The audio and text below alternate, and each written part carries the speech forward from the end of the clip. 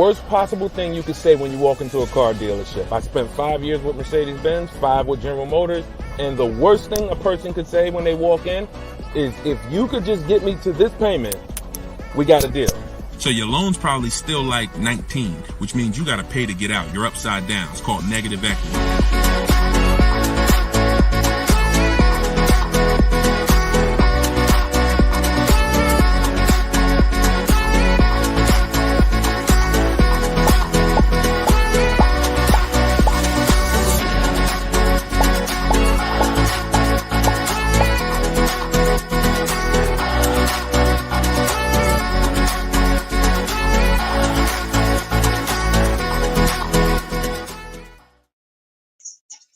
Welcome. Let me mute this because I got the audio going on my phone. We're on Instagram Live. This is our May 7th, Tuesday, May 7th, Car Questions and Answers live stream. I am your host, Deshone the Auto Advisor. You may see these broadcasts throughout the week on TikTok, on YouTube, Instagram, and Facebook. But whenever you don't see the banner above me, that means you're watching one of our live shows, so you guys can start typing your questions. If you don't know me, my name is Deshone the Auto Advisor. Let's get the quick housekeeping out of the way before we start bringing in questions. I've been in the auto industry since 2006. I left in 2020 after the pandemic. Since then, we've been focused on car shopping education, teaching you how to get the low market prices on your leases, your new cars, and your used cars by bidding and looking at multiple offers, making dealers and banks bid for your business versus how you've traditionally shopped. So that is what we do. I'm also the author of the pretty much 5-star rated digital book. It's called Cars from Home, and we're currently rated 4.94, goodreads.com. Just want to get the housekeeping out the way for those of you who don't know me. For some of you who've been on the show before on the stream, welcome back. But for those of you who don't know me, this is my new digital book. It's called Cars from Home. You can get your copy for 75% off the normal price by going to my Instagram bio, the TikTok bio, or if you're on Facebook or Instagram, you can actually scan this QR code, Facebook or YouTube. You can scan the QR code, or you can go to deshonsbook.com. We have a link in the comments for you. Lastly, I am the host of the masterclass, Everything You're Doing Wrong Buying, Selling, and Leasing Cars. Some of you have asked, I share a lot of people who are using these strategies throughout the broadcast. Some of them are people who have my book. Some of them are people who attended my free masterclass, and some of them are in my car shopping school, Maps Academy. So either way, you guys can get anything you need from me in the bios or in the comment section. So let's get started, Dolan. You can bring in the first question. This is May 7th. So if you're just getting on, we are live on all 4 platforms, May 7th, 12 p.m. Eastern time. And you can share this with your friends. Tyler from TikTok, how are you? How does gap insurance work on a lease? Great question. Gap insurance covers the amount that you owe if, God forbid, the vehicle is totaled or stolen and they don't find it. So let's just say the car is only worth $40,000, but the actual cash value if the vehicle gets totaled is, $35,000. So if the insurance company is only going to pay out $35,000, the gap insurance would kick in and cover the remaining gap. So now most leases include gap insurance, but you never want to assume that the lease includes gap insurance. Whenever you are getting your offers from dealers, when you're getting your offers, you always want to make sure that you ask for them to include gap insurance. But yeah, that's the way it works. You want to make sure 99% of leases have gap, but you don't want to make that assumption. Always ask when you're getting your quotes that the gap insurance be included. All right, great question. Go ahead, Dolan. Next one. All right, keep sending your questions, y'all. I see you on Instagram. Those of you who are on Instagram, you click that thing that looks like a paper plane, and you can actually see that you can easily invite a couple of your closest friends to the broadcast just so they know about this information when they need it. Because 1 in 5 people are shopping for a car at any given time. So 5 people in a group, 1 of them is going to be shopping for a car, and we want to make sure you guys have the knowledge you need. Go ahead, Dolan. Guys, make sure you are typing your questions all in one question. Try to get it all in one question. What's up, Instagram? This one says, new car parts are hard to replace. The dealership wants old cars back. Anybody who's in the business of buying cars wants cars. So it's not just the dealerships, it's the online buyers, CarMax, Driveway, Carvana. They want cars. Local people who buy and sell cars, they want cars. Wholesalers who buy cars to sell to dealerships, they want cars. If you get what I'm saying, you understand why you need to be making people compete. See, we take one buyer. That's what you've been taught to do. You've been taught to take one buyer, one person who wants your business, and give them the opportunity to negotiate.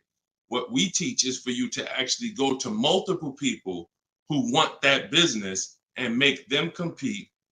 And that's how we make sure we get below market prices, because we in order to get below market prices, you must see enough offers to know the market. I'm gonna say that again. In order to get below market prices, you have to know you've seen enough offers to where you know the market. Could y'all keep running up the likes on TikTok? Every time we say something that you like, if you could just tap the screen, it runs the likes up and it gets a lot of people's attention on TikTok. Let them know they need to be here. Okay, so that's what you want. Everyone wants cars back. So you want to make sure no matter where the market's going, electric cars, old cars, new cars, luxury cars, just make sure you are getting at least 5 to 6 offers every time you want to replace a car. We don't trade in cars because you are not going to get the money you could get trading cars. Now, I'm not talking to you about doing private sales either, where you list a car and then you go and you got to, have people come to your house in Facebook Marketplace. I'm talking about the people who pay cash money, inspect the car in an hour and a half, and cut you a check. Those are the people we need to get 5 to 6 bids from, and that's what we teach. Those companies are very easy to find and very easy to work with. Okay, who's traded a car before? If you've ever traded a car before, type the letter T. All right, stay by your phones, y'all. This is live. This is May 7th. This is our 12 p.m. class, so stay by your phone. I want you to make sure we don't just talk here, we dialogue. All right, in order for you to get the most out of the show and for me to continue to do them, you want to make sure you as close to your keyboard so I know you're actually getting value out of the class, out of the stream, because you're communicating, engaging versus just listening. All right, I'll see you, Bell, on YouTube. Anybody who's traded a car before, type the letter T. If you've traded a car, this is important for you to know. It's almost impossible.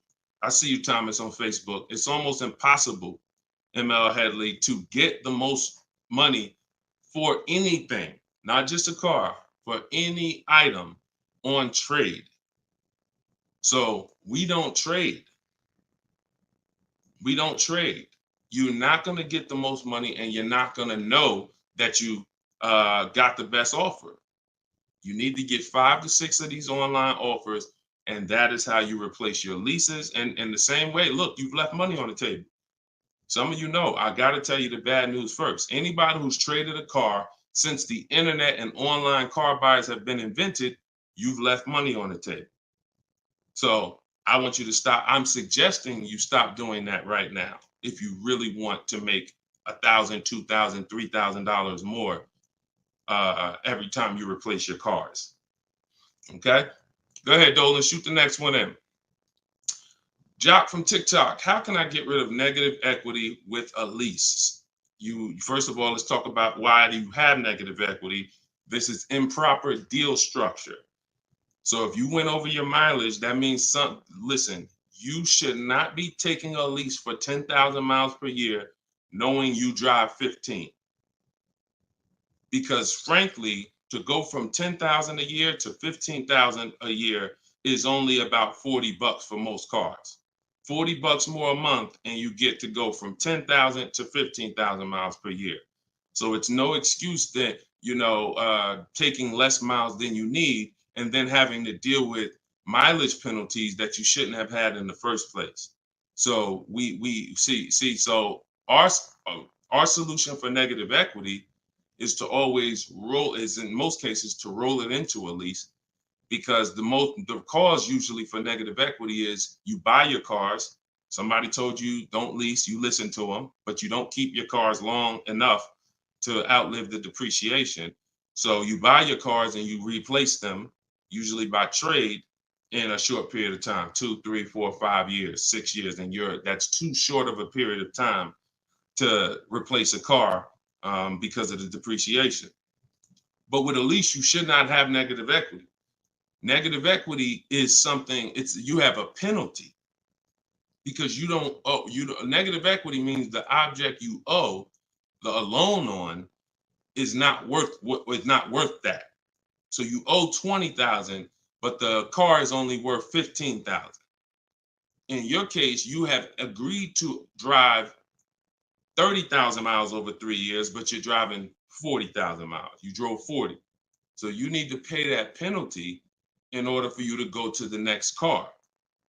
Okay? It should have been in your lease to begin with because you pay less for it if it's in your lease. You pay probably 15 cents a mile. Where on a penalty, you're going to pay 25 cents a mile in a lot of cases. So what you want to do is you want to consider this. Staying in the car, waiting to the end of the lease, and if whatever your mileage penalty is, rolling it over to the next car as far as work your deal out. This is what I would be doing. One, I would do an equity assessment. Before we even talk about this, you need to do an equity assessment. The equity assessment is step 2 in my process. The name of my book is Cars from Home, 7 Steps to Saving Time, Money, and Avoiding Dealership. So it takes you all the way through the journey of getting your car from home while you are at home. So the second step, which is right after we decide whether we're buying or leasing, is we must do an equity assessment. Some of you, who has a car that they're going to be replacing to get a car? Type me. If you have a car, it could be a lease or it could be you own it, but you're going to be, next time you car shop, you're going to be replacing that car. Who's in that situation? Type me. Stay by your keyboards. Let's go. We're live. This is May 7th. Wake up, people. Wake up. School me. All right, me, I see you. All right. What's up? Y'all can we run the lights up on TikTok? Can we tap the screen? Can we tap the screen if y'all gonna spend time with us on TikTok, tap the screen. All right. Okay, let's go. Let's go. Come on, don't play TikTok. I'll close the broadcast. All right.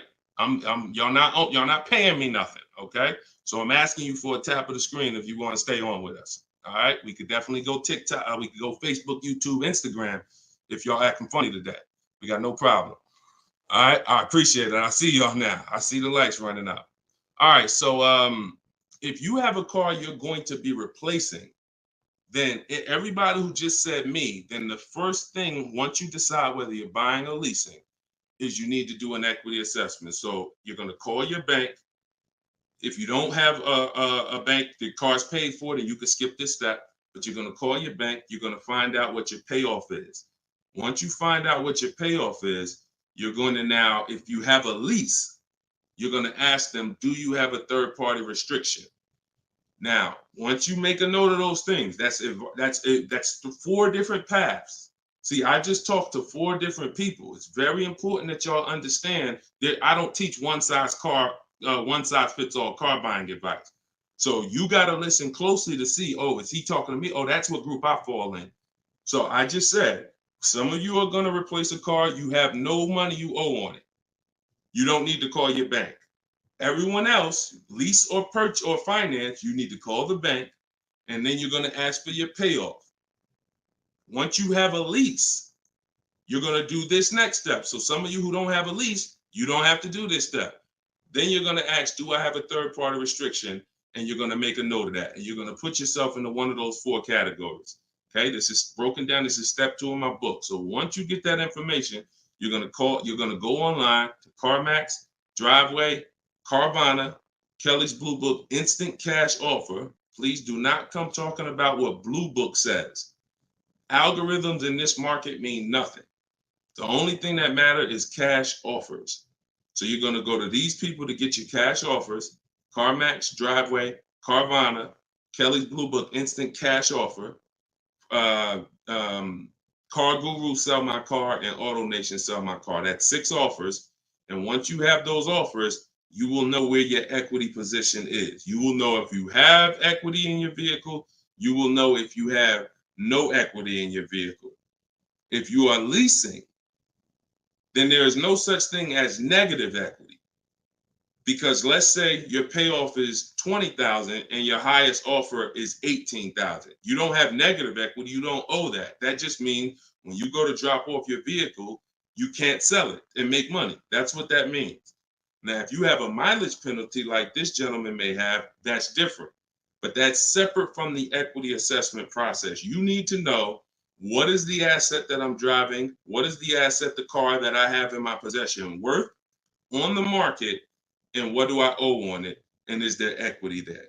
So that is the step you do before you think about shopping and getting offers, because we break our transactions down into 3 categories. Who we buy our car from, we're getting bids. Who we get our loan from, we're getting bids. And who we sell our car to, we're getting bids. So this is very important in our process of how we get below market deals from home. Okay, so do that step, Jock. And that's what and you go from there. Everything I'm talking about is in my new digital book, Cars from Home, 7 Steps to Saving Time, Money, and Avoiding Dealers. Shoot the next question in, Dolan. Everyone who wants your copy, you can get it for 30 minutes at 75% off. It's normally $97. So everyone who's gotten this book, and we've gotten close to probably 6,000 people at this point, the book is $97. But when you go to my bio now, or my Instagram or TikTok bio, you can get your copy for 75% off, which would be $24, but it's only for 30 minutes. If you're on Facebook or YouTube, just check the comments and go to deshonsbook.com.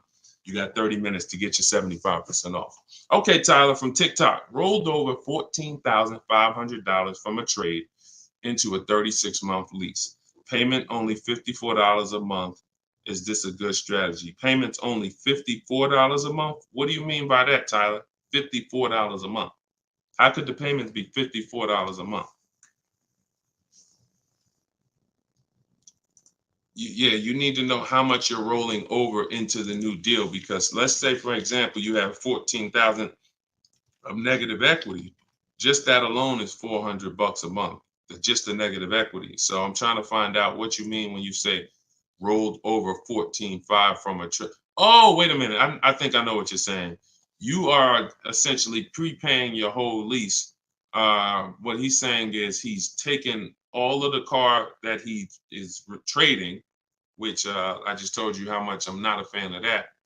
But he's now essentially doing a one-pay lease, or you're doing a huge down payment. So this is very important. You could be about to really lose your shirt right here. This could be extremely bad for you. You need to make sure you check what I'm about to say to you. If all of that money is being treated as a cap cost reduction, which is essentially a down payment on a lease, let's just say your payment would normally be, matter of fact, let's do this math real quick. And this is why having a consultant and having an advisor and getting education saves you thousands of dollars. Now, $14,500, you are talking about, if you put that into a payment form, your payment would be $400 a month higher, plus the interest on that, plus the taxes on, plus the interest on that. So let's call it $430 plus this $54,000 it's $54 a month. So let's say your payment would have been, without you trading, would have been like $485 a month. So if they're treating all of that as down payment, then here's what's happening. You're just prepaying the lease. So you have no protection. If that vehicle gets totaled, you are out $13,000. You won't be, anything you put into that vehicle, you're out. That money's gone if the vehicle's stolen or totaled. So what it makes more sense to do is to see if there's multiple security deposits that you could put. You need to get your offers, though, with no money out of pocket, because you can't look at one-pay leases and you can't look at multiple security deposits if you don't know what the original deal was without them. So if my payment is $500 a month, and then if I put multiple security deposits down, it lowers it to $450 a month, then that could be a good offer. If it lowers it $20 a month and I got to give them $6,000 to hold, then it doesn't make financial sense. That's not a good return on you holding $6,000. But I'm always comparing it. This is something we teach called advanced leasing strategies. This is not for everybody.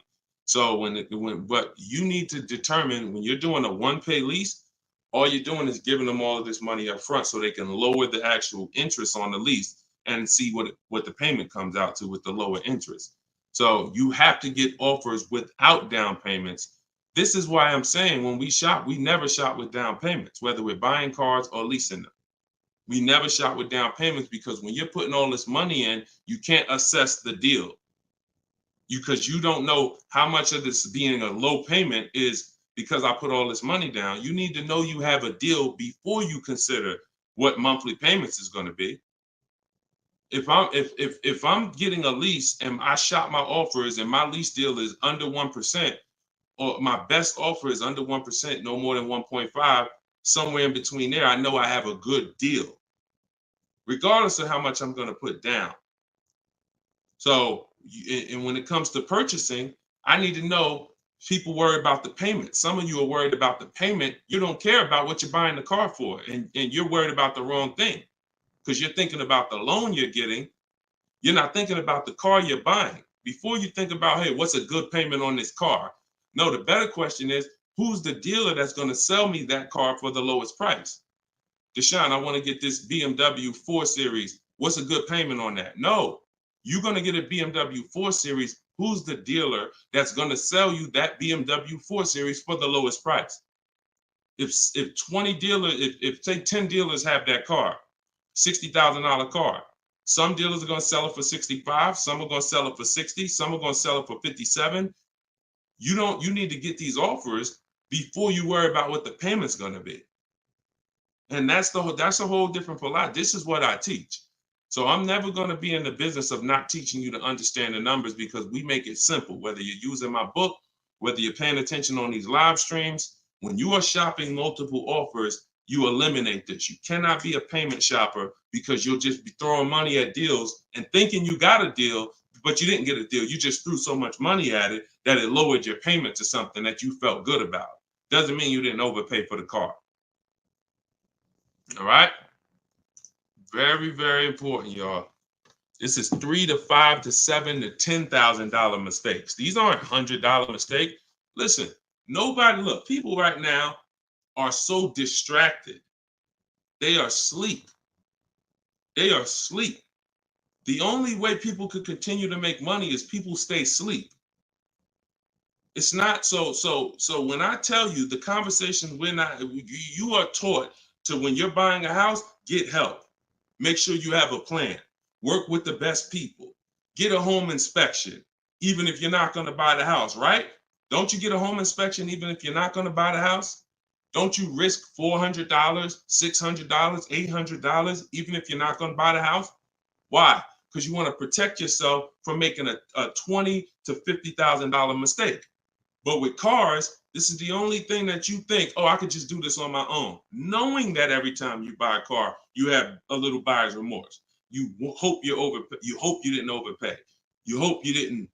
So lock in. The only way you are going to win and be like these people that I show on the show all the time, like you see just a ton of people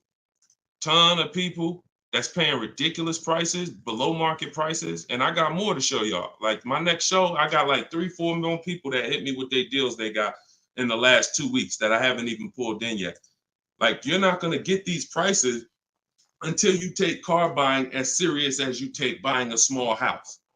Once you start doing that, then you'll start saving 5 and 10 and 15 grand on some of these cars. Until then, you're gonna keep just moving the way they want you to move. Go ahead, Dolan.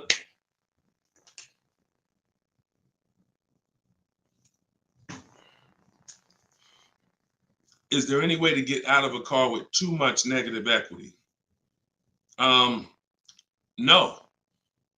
Negative equity is what I call a bad credit for people with good credit. You could have an 800 score. If you have too much negative equity, you're not going anywhere. So the first thing to know is what's the cause. See, we can sit here and we can cure the problem, but until we know the cause, you're just going to go and you're going to repeat the problem. The cause is you're not leasing, but you're not keeping your cars 8 years. So what you're doing is you're losing on depreciation. Your car's value is going like this, You buy your cars, it goes down 15%, 20% the first year, 15%, 12%, 12%. It's losing thousands of dollars in value for the first 5 years. And then that's when you go to trade it, or that's when you go to replace it. So you don't keep the car long enough for it to start losing a little bit of value because somebody taught you you could just switch cars anytime you want. Buy them and switch them, buy them and switch them. This is a depreciating asset, and you're going to lose every time doing that compared to someone who's getting great lease deals. So if you're not, our rule of thumb is if you're not buying your car to keep it at least 8 years, you should be shopping for great lease deals, not purchases. So you need to know the cause. Now, once a lot of you figure that out, that that's true, and you learn that all of this bad structure has cost you, you're going to lease. You're going to say, Deshone, I'm not keeping my car 8 years. I'm leasing my next car. If you don't have too much negative equity, then what you should be doing is trying to cover the difference. So you're going to do that equity assessment process that I laid out about 10, 15 minutes ago. You're going to do that equity assessment process. If you only have a $1,500 to $2,000, $3,000 difference between your best offer and your highest offer, I mean, let's say you owe 20 grand, but somebody's going to offer you 18, then I would pay off the difference all day long because I'm still winning with a bidding system on there. See, when you get bids, even when you have negative equity, that's still you're still getting the most money for the car you can get, which means your negative equity amount is going to be the lowest it can be. So you always want to explore if I could pay the difference between my highest online offer and my negative equity, that's the best. Because once you can't do that, now you eliminate the ability to be able to participate in a bid because you have to trade. This is the only time where we have to trade because you need somebody to finance that negative equity because you can't pay the difference. You don't have the cash to pay off the negative equity.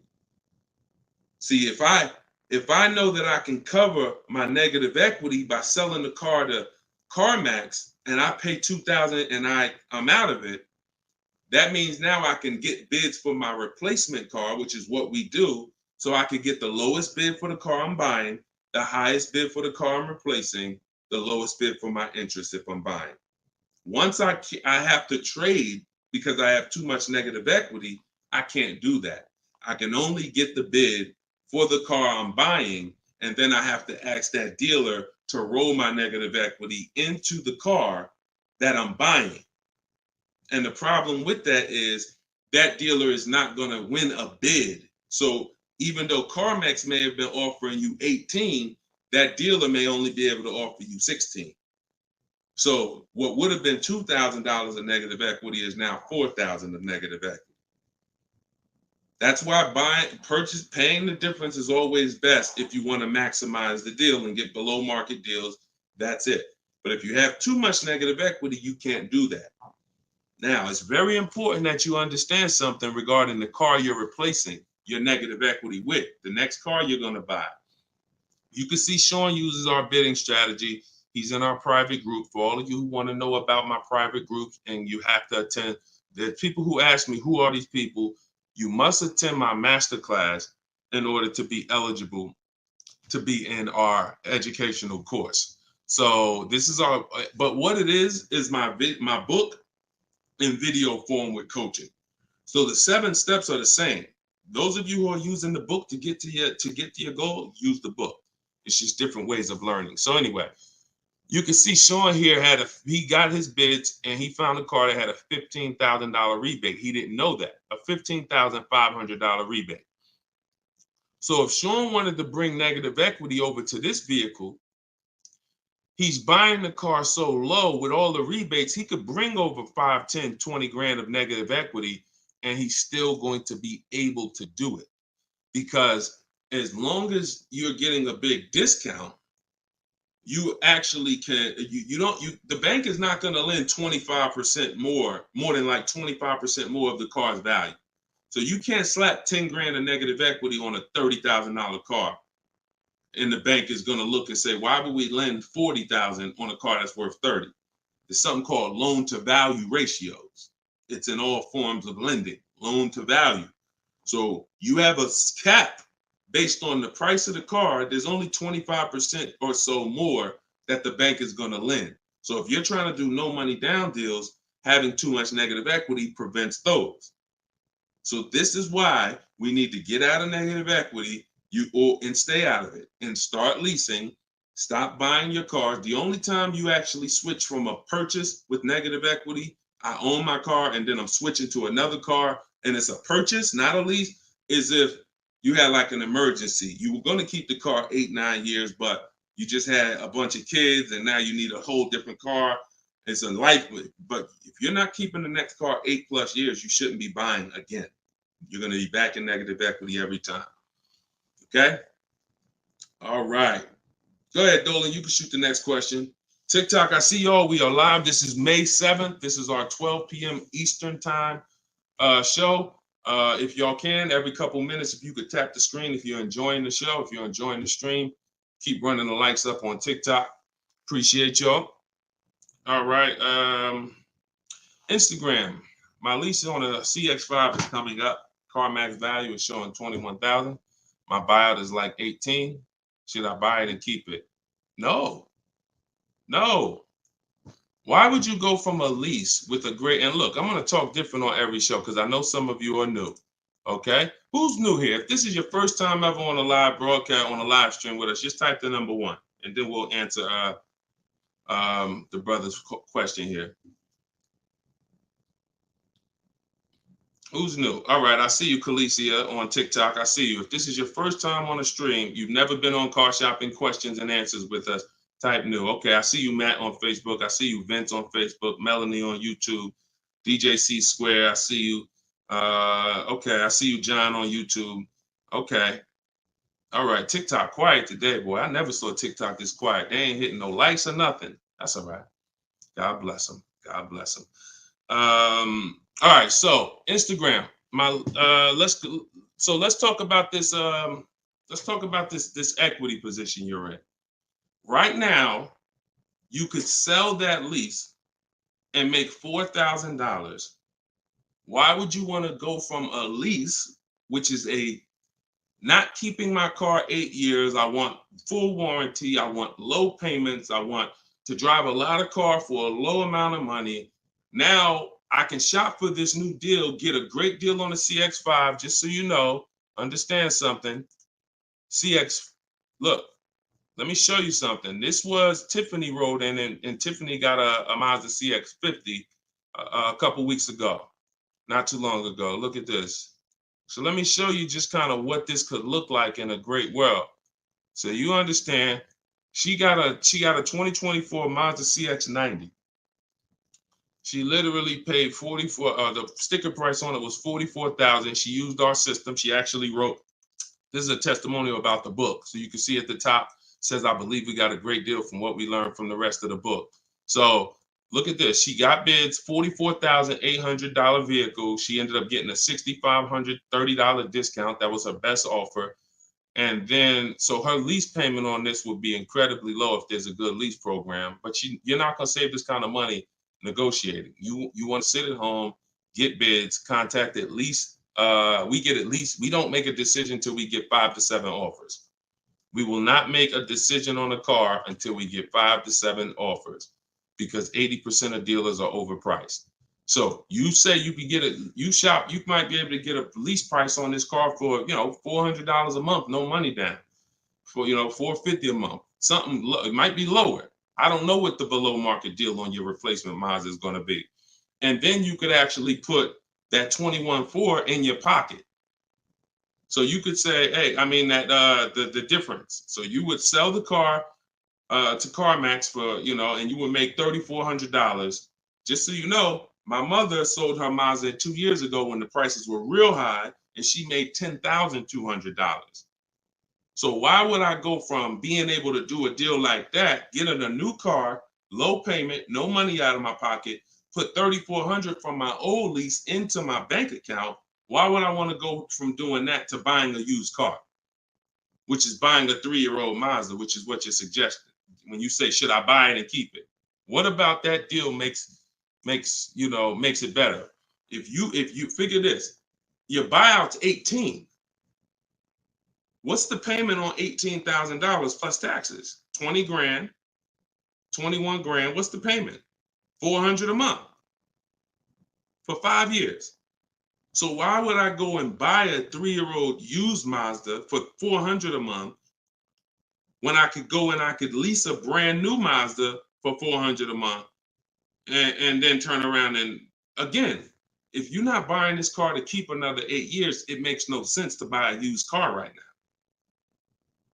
It makes zero financial sense. Not only that, you're gonna spend the same amount of money over the years that you could have drove brand new leases for. There's no benefit. There's no benefit. This is what it is. We've seen this thousands of times over the years, hundreds at least.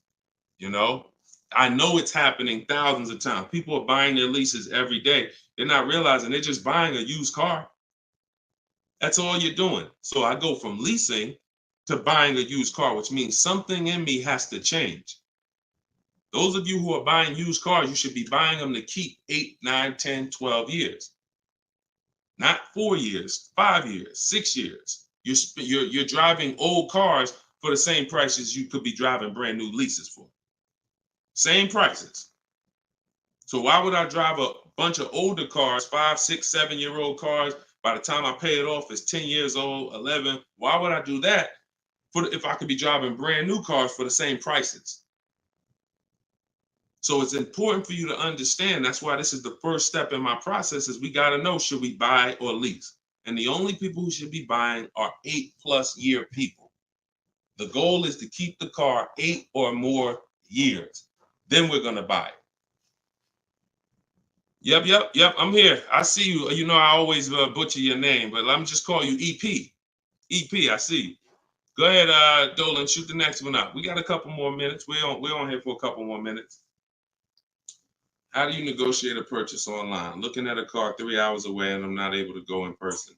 So what I would do, if you've done all the research to make sure that car is a great below market price, if that's a below market price, then what I would do is I would call and verify that there's no fake fees that are not online. So when you see a car that has a $28,000 price, we're going to call and make sure that what the fees are should only be tax, title, documentation fee. Tax, motor vehicle fees, and documentation fee should be the only prices, only fees.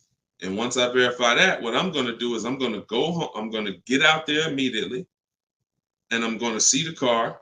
And if it's a great price where I'm saving $2,000-3,000 above below the market value on those cars, then I'll go out there and I'll make sure that I post up in a motel for one day, because you never want to go out there and take the car immediately, because unless you're paying cash. If you're paying cash, that's different. But if you're getting a loan, we need at least one day to do our bank bidding process. Because you could go out there and say, all right, now this is the best price on the used car. Yeah, but now I'm going to pay 2 points, 3 points more in interest, letting the dealer get me the loan. So I'm essentially giving that $2,500 or $3,000 that I saved right back to the bank. I'm not giving it to the dealer, but whoever the bank is. So we always need one day to come home, let banks and credit unions bid so we could get the lowest interest rate. And then we call that dealer and we let them bid against it. But that depends on how you're going to pay. But that's the process. You get out there, you test drive the car. That's why all of our used car research is done from home. All of our used car research is done from home. By the time we get to the dealer, the only thing we're doing is going there to test drive the car and lock up the deal. The prices we've already verified is the lowest prices in the market. So once we verify there's no bogus fees, that's our process for wrapping up the deal. That's right, man. You know I'm always watching and unlearning and relearning, boss man. Appreciate you. I appreciate you, EP. Always a pleasure. All right, go ahead, Dolan. Yeah, some of you are looking for your used cars locally. There's no way you're getting the best prices. If some of you are looking for your used cars 25 miles, 50 miles, 100 miles, There's no way you are getting you're getting below market prices. That's just not enough inventory to look at for you to see.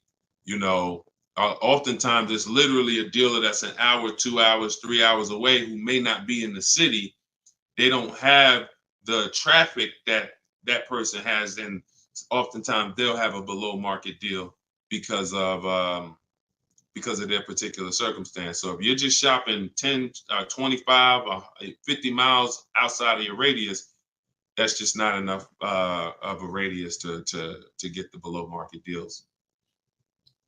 My brother leases up. He's over miles. Equity assessment. That's it. I just went over that about 20 minutes ago. I can't go over it again because there's people who watch the stream and it's not fair to them. But we do have this stream on replay. If you go to YouTube or if you go to my Deshone the Auto Advisor Facebook page, and you can find the section that I did only on that. Okay, it's called the equity assessment. We had another person on here that's over miles.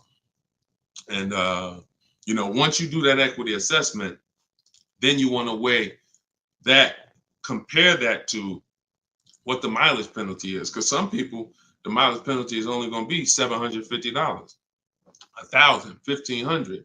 You could have that rolled into your next lease offer. You know, what you do is just negotiate your best lease offer and then say, hey, look, I need you to cut a check for, you know, $1,500 to my old lease company. Now that's going to raise your payment. So if I got a below market deal, let's say, give you an example. Let me show you with a real life example. So, you know, so Charles, let's say Charles, he gets his Hyundai Palisade, he gets it for $597 a month, but he has a mileage penalty of, you know, $1,500 that he needs. This dealer who won his business, he needs them to pay that to his old lease. So they're going to cut a check for $1,500, but that payment, that $1,500 now goes into his new deal. So it's just like negative equity. It's going to raise your payment up, which is why we bid this out and we don't bring stuff over. We don't bring mileage penalties over until we have already found the dealer that we're going to buy our car from, because they've given us the biggest discount. But yeah, that's what you would do. And whatever the mileage penalty is, you're adding it to your next lease. So you're paying it either way is the point. You're not getting out of a mileage penalty. It's just all about and the only way you can get out of it is if you sell the car. So that is how you get out of it. Because when I sold my Jeep Grand Cherokee lease, I was over miles by probably, I think I had 42,000 miles on it, and I contracted for like 39. But that's because I extended the lease. And when I extended the lease, I was doing more driving, and I just said, you know, I knew I had so much equity in the car, because again, that's when cars were worth literally $7,000 to $12,000 more all through the pandemic. 2020, 2021, 2022, we had people cashing out, making $8,000, $10,000, $12,000. Some of you might have saw some of our videos and used what we were teaching then. So once you you know, do that, that's the only way you get out of a mileage penalty is you sell the vehicle, and then it's all whole. But if you're not doing that, that mileage penalty is going to be paid. It's just what I just told you is a way to get the deal done without having to pay the mileage penalty out of your pocket. You're rolling it into your next deal. All right, go ahead, Dolan. All right, y'all, this is our Tuesday 12 p.m. stream. We're on here for a few more minutes. Keep your questions coming. Try to get to as many as we can. Everything I'm teaching y'all, if you guys do not want to remember this, if you're like, Deshone, I want something where I can see step-by-step your plan, you want to go to deshonesbook.com. We got the banner on the screen. If you're watching us on TV, you can scan the QR code with your phone, and you can get my new book. It's a digital book called Cars from Home, 7 Steps to Saving Time, Money, and Avoiding Dealerships for 75% off. So you'll get it for $24. You won't pay the normal $97, but it's only for 30 minutes, okay? After 30 minutes, it's normal price. You guys that are on TikTok, you can get yours in my TikTok bio. There's a website there, as well as in Instagram, my Instagram bio. All right, get your 75% off if you don't want to get it, if you don't want to remember any of this. All right, so Guitar Jams, YouTube, what's the best price to negotiate over sticker price? For example, a car is a $26,000 sticker, but I'm only wanting to put $27,000 in cash. Is $1,000 difference enough to avoid all BS fees? See, that's a problem. See, let me show you how you're actually hurting yourself by doing this. you're not getting bids. You're not getting multiple offers. If you're looking at a new car like this, a $44,000 car, you go in and you assume what a good deal is going to be. We never assume what a good deal is going to be. We have to reveal what a good deal is by getting multiple offers from home. So we sit at home. In my way, we use the computer and we're going online and we're going to dealers' websites. I have scripts in my book. So all you're doing is copying, pasting my scripts to use this. Now, if you're doing it your way, you just want to make sure your goal, you could do it by phone. I don't care how you do it, but your goal is to get 5 offers, because until you get 5 offers on these new cars and on these leases, you're not going to ever know what the best deal really is, because 80% of dealers are overpriced. So when you look at something like this, if you said, okay, $44,820 car, like the one I got on the screen, if you went in there saying, well, I only want to pay $46,000 all in, look at what she paid. She paid net $40,300. Look, this was her base price. She got $38,289. Her net price was $40,300. So if you would have went in here on this car saying, well, it's 44, look, I'll give you 46,000 all in, you would literally have overpaid more than Tiffany by $6,000. Let that sink in. You can't go in feeling for the bottom, brother. You will certainly get somebody will take a vacation on you.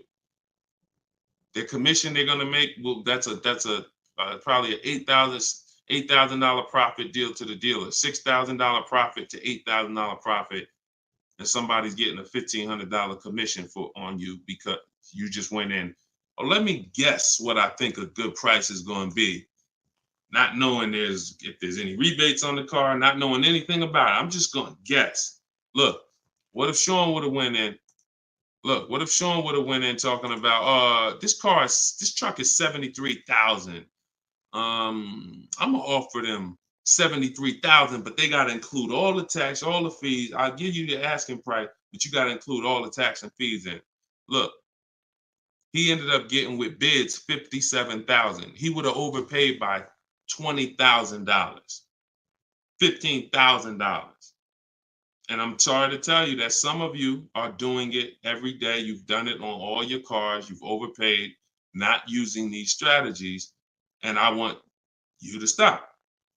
You're free to do what you want to do. You want to stay in the old way. But the people that you see that are getting these deals, these people that are posting, listen, when you get a great deal, you post the deal. See, when you get a car, pay attention, y'all. Pay attention to what I'm about to say. It's very important. When you actually have strategy to get great deals, you actually post the deal. This is our private group where we post our deals. Look, people are not just happy about the car. Look, Eddie, I ended up getting multiple offers, got a Toyota Camry hybrid. This was last year when these cars were literally on fire. Look, quote, getting quotes as high as 10 grand over sticker. Look, I got $2,086 under sticker. $10,000 over sticker was his highest quote for this Toyota Camry hybrid. There are people who paid that. There are people that paid 5 grand over sticker for the same car Eddie got. There are people who paid sticker. Thought they were getting the best deal. Man, I got mine for sticker. He got his $2,086. Some of you who might see this broadcast, you might have said, you might have the same car. Deshone, wow, man, I got that same car. I paid 4 grand over sticker to get mine. Yeah, Eddie at the same time, same year, paid $2,086. Sorry to tell you, but you overpaid by 4 or 5 grand. This is real. We're not sitting up here doing this talking about hundreds. There's nothing y'all hear me talk about in these streams that had hundreds of dollars. And frankly, unless you are rich, you can't afford to lose $2,000, $3,000, $4,000 every time you buy a car. You can't afford it. This is where you're losing. So what I would tell you, Guitar Jams, is do what I just said over the last 10 minutes. Get bids.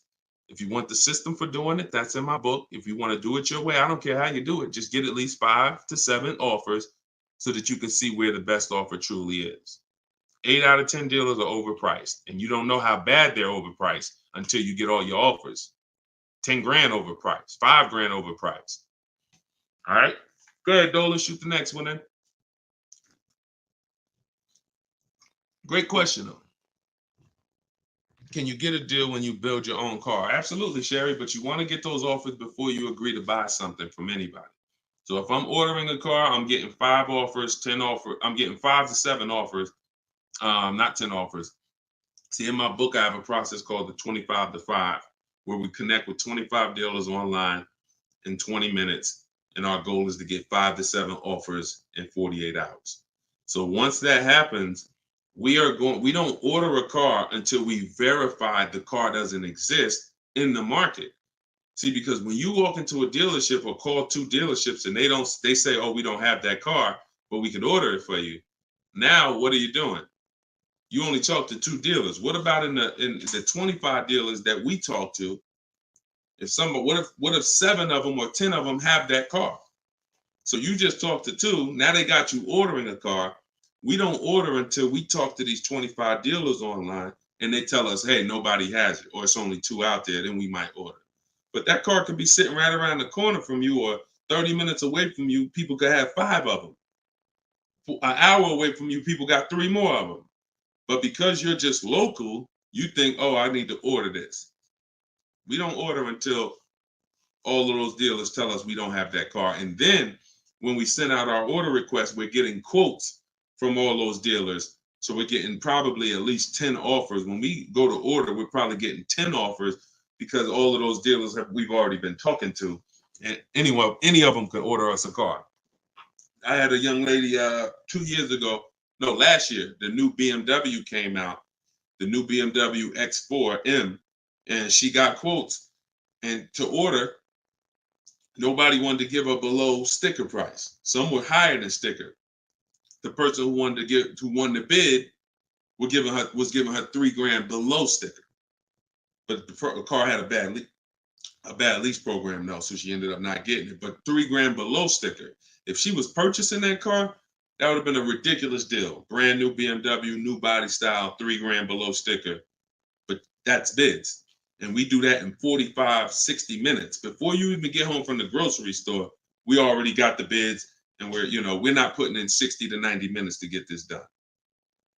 So my process is not just money, it's time. I don't want to spend more than 60 minutes to get a car. And I could get any car, any price. All of these people that you're seeing, Danielle, Kimberly, Bonita, all these people right here, Charles, they could get the Zafrina, they could get these cars, they could get these same deals that y'all seeing, and they're probably 90 minutes. Some of them might be 60 minutes because it was their first time, second time, some of them. Second time you get it, you're probably 60 minutes because it's a repetitive process. Getting a car, getting these bids is so repetitive, you'll see. This is what I should have been doing years ago. I don't know why.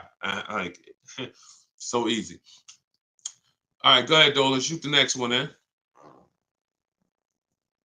What's up, Sus? Ralph Morales. K. Michelle, I see you. That's not the K. Michelle, I know. What's up, John? I see you. Steps if the lease has a third-party restriction. So if the lease has a third-party restriction, we're going to get bids from whatever dealerships make the car. So if there's a Nissan and I have equity, if I have $2,000 or $3,000 or $4,000 in equity, then what I'm going to do is I'm going to call and I'm going to get bids from the local dealers, because a third-party restriction means that it doesn't mean you can't sell the car. It means you could only sell to a local dealer who makes the car. So we still get bids. We get 3 to 5 offers from used car managers. And whoever makes us the best offer gets the car. And then they'll cut us the check for any equity that's in the car. But we always need to get the offers online, because that's going to tell us if we should even be pursuing. If we don't have any equity, or it's at a break even online, there's no reason for us we don't have any equity in the car. We're just going to return the lease. But the process of doing this is to prevent what a lot of people have done. You dropped off your car 2020, 2021, 2022 at a dealership. If you dropped your old lease off and you didn't do an equity assessment, chances are you gave up a lot of money. And some of you are like, well, Deshone, I did that. I gave them back my old car, but then they gave me a great deal on a new one. You have no idea how much equity they used out of that car or how much they kept. It was, like I said, my mother had $10,200 in equity. She could have literally, they could have gave her, if we would have went into a dealer, they might have gave her 4,000 of the equity and kept 4,000 if we were lucky. So, doing an equity assessment before the lease in process is to prevent giving away any equity when we drop off our lease. All right, go ahead, Dolan.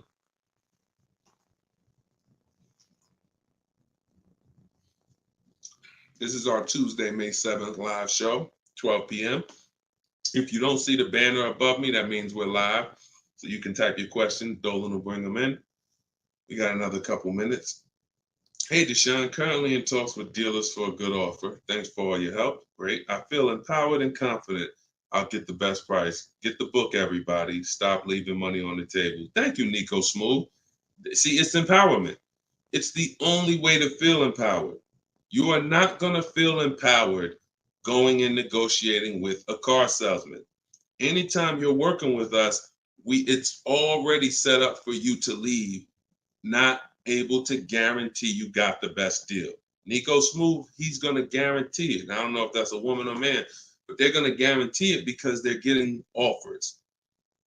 They're getting offers. If you had to buy a 100-inch TV and you just went out right now in the first store you found that had one, you just paid it. Or you looked and said, man, I think that's a good price. 100-inch, man, that's only, $900. I feel like that's a great price. Meanwhile, you didn't look on Amazon.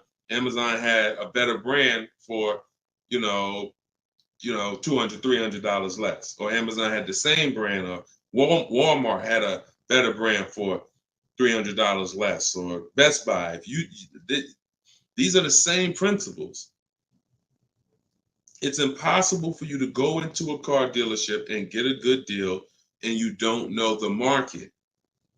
The market you only know through getting offers. Once you get the offers, you see what the best market prices are and you pick the lowest one. That's how you get the below market offer. So I'm glad, Nico. Enjoy, and definitely send us your success story. Just like Tiffany did, email me a success story when you get that offer and you close that deal out. Way to go. Go ahead, Dolan. What's up, Todd Billions? Do you need to check dealers in other states? I live in Florida. Depends. We will go with, all right, so some people will do my strategy is called the 25 to 5. We're connecting with 25 dealers online. Some people, they do it through offers. If the state is not too big, maybe their 25 dealers is all,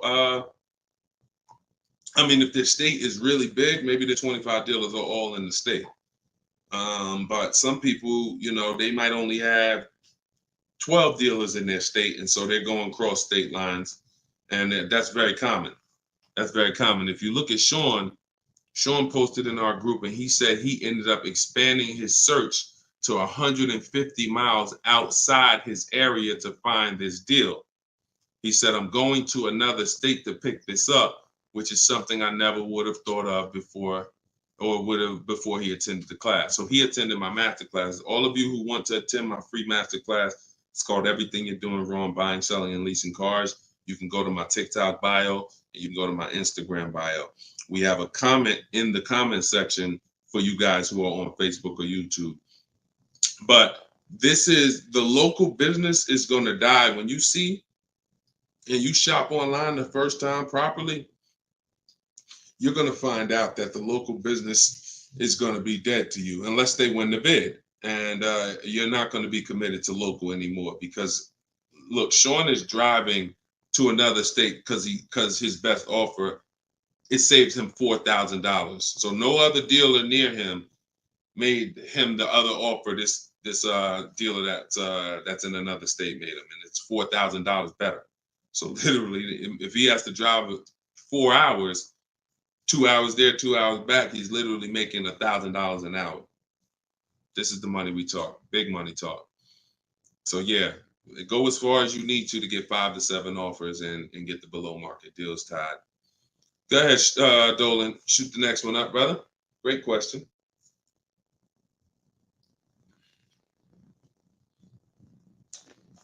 This is Charles Harris on YouTube. How are you? Hey, Deshone, why you don't have PayPal for a payment method? Um, that's a great question. We've used PayPal probably twice since we started our company in 2021. We just found that Stripe was a better company to work with for the business. We do have, I believe we have Klarna. So for those of you who are familiar with Klarna, they'll let you break up the payments interest free. For the book or any product we sell, we make Klarna available for the last year. But PayPal is just a little different to work with. We've enjoyed working with Stripe. So hope that helps. Go ahead, Dolan. All right, we just hit the hour mark. Got a couple more. Try to take a couple more before we wrap. Lenice from Instagram. By the way, everybody, if you just jumped on, this is our Tuesday, May 7th, rather, 12 p.m. live. So we are live. So feel free to ask your questions. If you don't see the banner above me, then that means we're live and you can type your questions. Is purchasing a car from Enterprise Car Sales a good idea? If in order for me, when we're shopping for used cars, like I have this used Infinity truck. We got it a year ago. It was 2020, so it was 3 years old. When we found that car, when I narrow it down to my top 3 to 5 used car options, they have the best title histories, the best service records, the best accident records. They're the best price in the market. They're below market. And then I verify what the brand new price was, because you can't know a car is great until you know the new car price. Because if a car was 50,000 and they're asking 30, that's different than a car that was 55,000 and they're asking 30. The $55,000 one has more value, has more equipment, more options, so it's a better value. So it's impossible to get a great deal on a used car without knowing what the original price was. So you might have picked a car that's, this one is 30,000, but again, the original price was 50. Meaning another one might be 31,000, it's $1,000 more, but the original price was 55 or 57. So you got to know what was in the new car price to be able to compare when we're getting. So if I narrowed it down and that Enterprise car was in that bunch, I'm not opposed to it as long as it has great service records, great accident history, great title records. But the title is going to show as a rental. So when I say great title history, you got frame damage, you got salvage titles, you got rebuilt titles, cars that have been totaled, rebuilt. You have different forms of title: personal lease, personal vehicle, corporate lease. These are all different categories of title. So if you get one that has a rental, then that price needs to be considerably less than the other cars on my list. That's the only way I would look at it. Great service records, great accident records, and then compared to the other cars in my bunch, it's got to be $2,000 less than them. 1,500, 2,000 less. So that's the only time I consider it. Go ahead, Dolan. Now, the way we shop for new cars and leases in my book, and the way I teach, is the 25 to 5 strategy. That's when we're connecting with 25 dealers online to get 5 to 7 offers, 25 to 5. When we shop for used cars, we're using my multiple marketplace strategy. So we're going on every marketplace that has used cars, 8 of them: CarMax, Carvana, Driveway, eBay Motors, Car Gurus, Cars.com, Carfax.com, Autotrader.com. We're going on all 8 marketplaces because these marketplaces have different prices, different inventory, and that's how we shop it, and we narrow it down from there.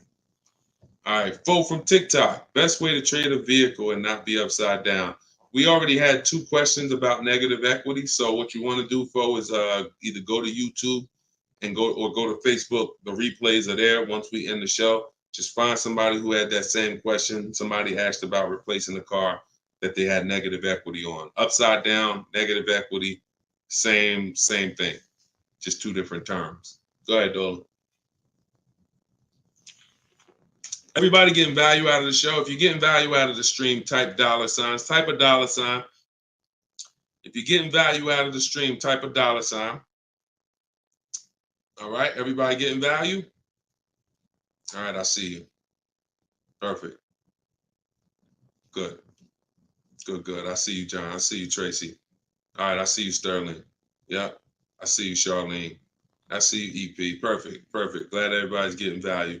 Charlene said, thanks for the education. I just finished the first read of your book. Now I will start the process to buy a new car following the 7 steps. Congratulations, Charlene. Way to go. Now, some people choose to go the book step by step. So the last step that Charlene just said, step 7 is delivery. So you're not really getting, some people do this. And I can't, it depends on how you learn. The book is set up in a way where everything I teach is set up in a way when y'all hear 7 steps, it's set up where if we talked on the phone, I would be saying, do this first, call me back. Do this second, call me back. Do this third. And then by the time we get to step 7, we're setting up for delivery or the pickup of the car. So some people never read the whole book. They just do 1 step at a time and they never see step 7, me congratulating them for delivery until they are at that step. Some people read the book straight through and then come back and do the steps. So whichever way you decide is up to you. The quickest way to your car, the quickest way is to just do 1 step at a time and then not read forward until you get to that step. But everyone learns different and everybody, that's just if you want the quickest way, you want to get a car in literally 48 hours, don't read the whole book. Read 1 action step at a time, cross it off the list, and get it done. And then you'll have your car in 48, 72 hours. Okay, go ahead, Dolan. TikTok, using your book, all of these lease prices I received are too high, over 1.5%. Next step. Well, as I mentioned, once you get 5 to 7 offers, that means that car has a bad lease program. Not the brand, the car. So that Jaguar has several cars. That particular one, and it could be that trim level, has a bad lease program, in which case I always say with leases, we want to have at least 2 to 3 options because we cannot control the lease program. So whatever the dealer was, so if you see a 1.5% lease, 1.6, 1.7, 1.8, 1.9, then that 1.6, that dealer's beating everyone else. They're selling you the car less than everyone else. But if they're at 1.6, then that means their lease program is bad. That's why we always get 5 to 7 offers. If they're all over 1.5, that means the lease program is bad. And we do not lease cars with bad leasing programs. We go to our next choice because you'll see, literally, it's day and night. A $60,000 car could have one lease price of $900, and then you have a $65,000 car like Frena got.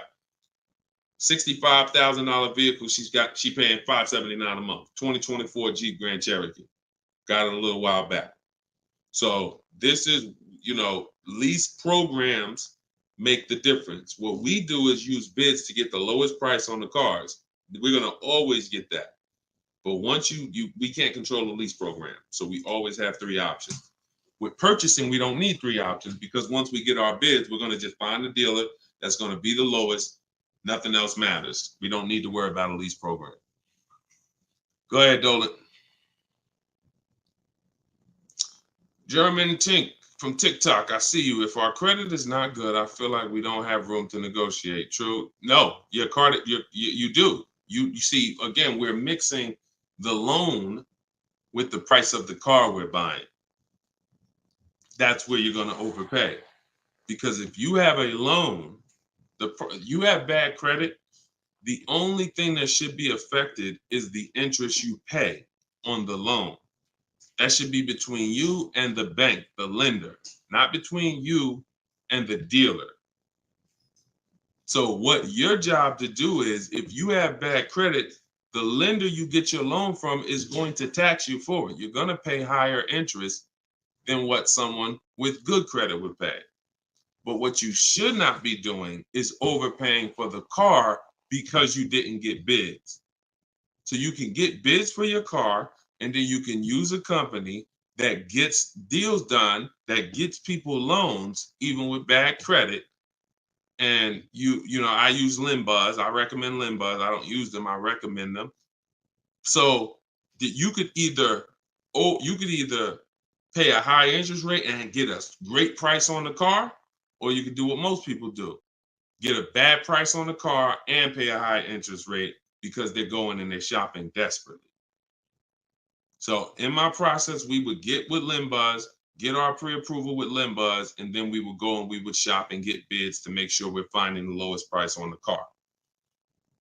See, once you learn what we're doing and you start doing what I'm telling you, using what we're talking about here, you're going to see the car price is independent from the loan. You've been taught to focus on the loan, which is how much my monthly payment is going to be. Oh, am I going to not be able to negotiate? The car's price we're negotiating has nothing to do with the loan we're going to use to buy it. Okay? So everything that I taught from today, guys, is in my book. It's my new digital book. It's called Cars from Home. You saw it if you were here earlier. We're rated 4.94 on Goodreads.com. Thank you to everyone who's reviewed the book and gave us 5-star reviews. You can get your copy in my TikTok bio for 75% off. That's $24. It'll be in your email in 2-3 minutes, in my Instagram bio. But don't let that timer run out, because then the price does go back up to $97. You can get yours for 30 minutes. And the same thing online here on YouTube, Facebook. We have the banner here. You can scan this QR code with your phone if you're watching us on TV. And this is what we do, y'all. We do these shows throughout the day. You can see on what time we'll be live. So we'll be back for the next one shortly. And make sure when you see us, you hop on and ask your questions, all right? But let's go get these deals. Shout out to everybody who's committed to unlearning and relearning. In order for you to win with what we just talked about, you have to unlearn the way you were taught to car shop. You have to unlearn that and relearn the new way. All right? God bless y'all. Enjoy the rest of your day. See you soon.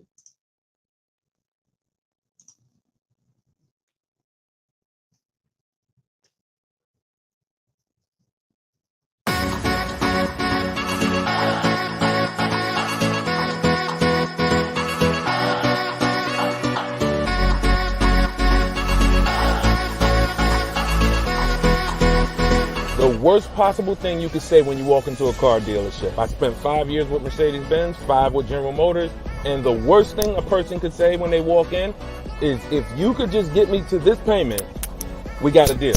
So your loan's probably still like 19, which means you got to pay to get out. You're upside down. It's called negative equity.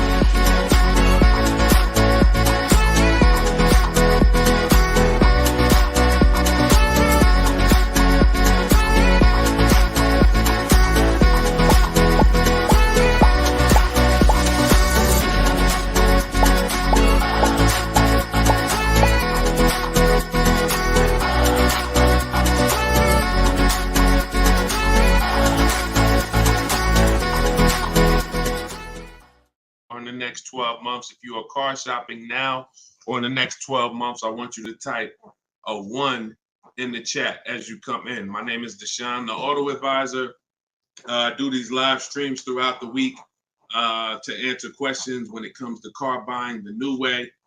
We've been doing this, helping people really since 2021 through education. And so we teach an entirely new way to car shop, a way that has worked for thousands of people before you. And I do these live streams so that you can ask your car shopping questions, and we can try to get you the answers that you need to help you get below market prices, which is the only thing we settle for. So thank you to the people who are tapping the screen on TikTok, running up the likes. I appreciate it. We have Dolan moderating in the back, so you guys can start typing your questions. Everything I'll be talking about is out of my new digital book. It's called Cars from Home, 7 Steps to Saving Time, Money, and Avoiding Dealerships.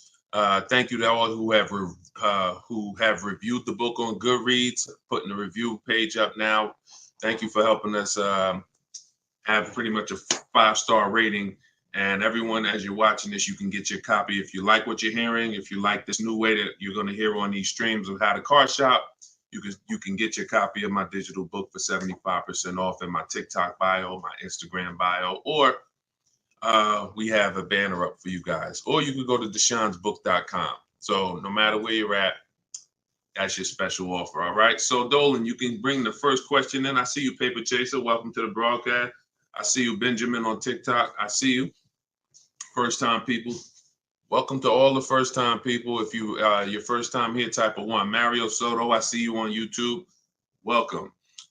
This is Chris on Facebook. Hey, Deshone, are dealerships willing to order a car for you if they don't have a car with the options you want? Everyone is usually willing to order a car because every dealer can order.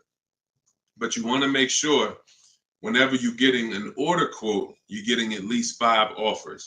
80% of dealers are overpriced. So you want to make sure you're always getting on a brand new car 5 offers. And then you'll see how different they are. I had somebody who, I think we're on episode 17. This is episode 17 of Car Shopping Questions and Answers. So on last episode, I spoke about a young lady who ordered a BMW when it first came out last year, the new body style new body style X4. And through bids, she saw multiple offers. Most dealers were charging her $2,000 over sticker price. But once she got her 5 offers, at least 5, she probably got set 5 to 7. Her best offer was $3,000 below sticker. So I always say when you're shopping the right way, it should be a $3,000 to $5,000 to sometimes $7,000 difference between your best offer, which is the below market offer, and your highest offer, which is, the highest of all the other offers. So that's when you know you're shopping correctly. So make sure when you're ordering, you're following that model so you can make sure you're getting your best price. And you do this right from home. You could do it by phone, or you could do it my way, which is using the dealer's computer, the dealer's websites. We do copy and paste models to get quotes directly with dealers, speaking with them on their website. So as long as you do it, that's all that matters.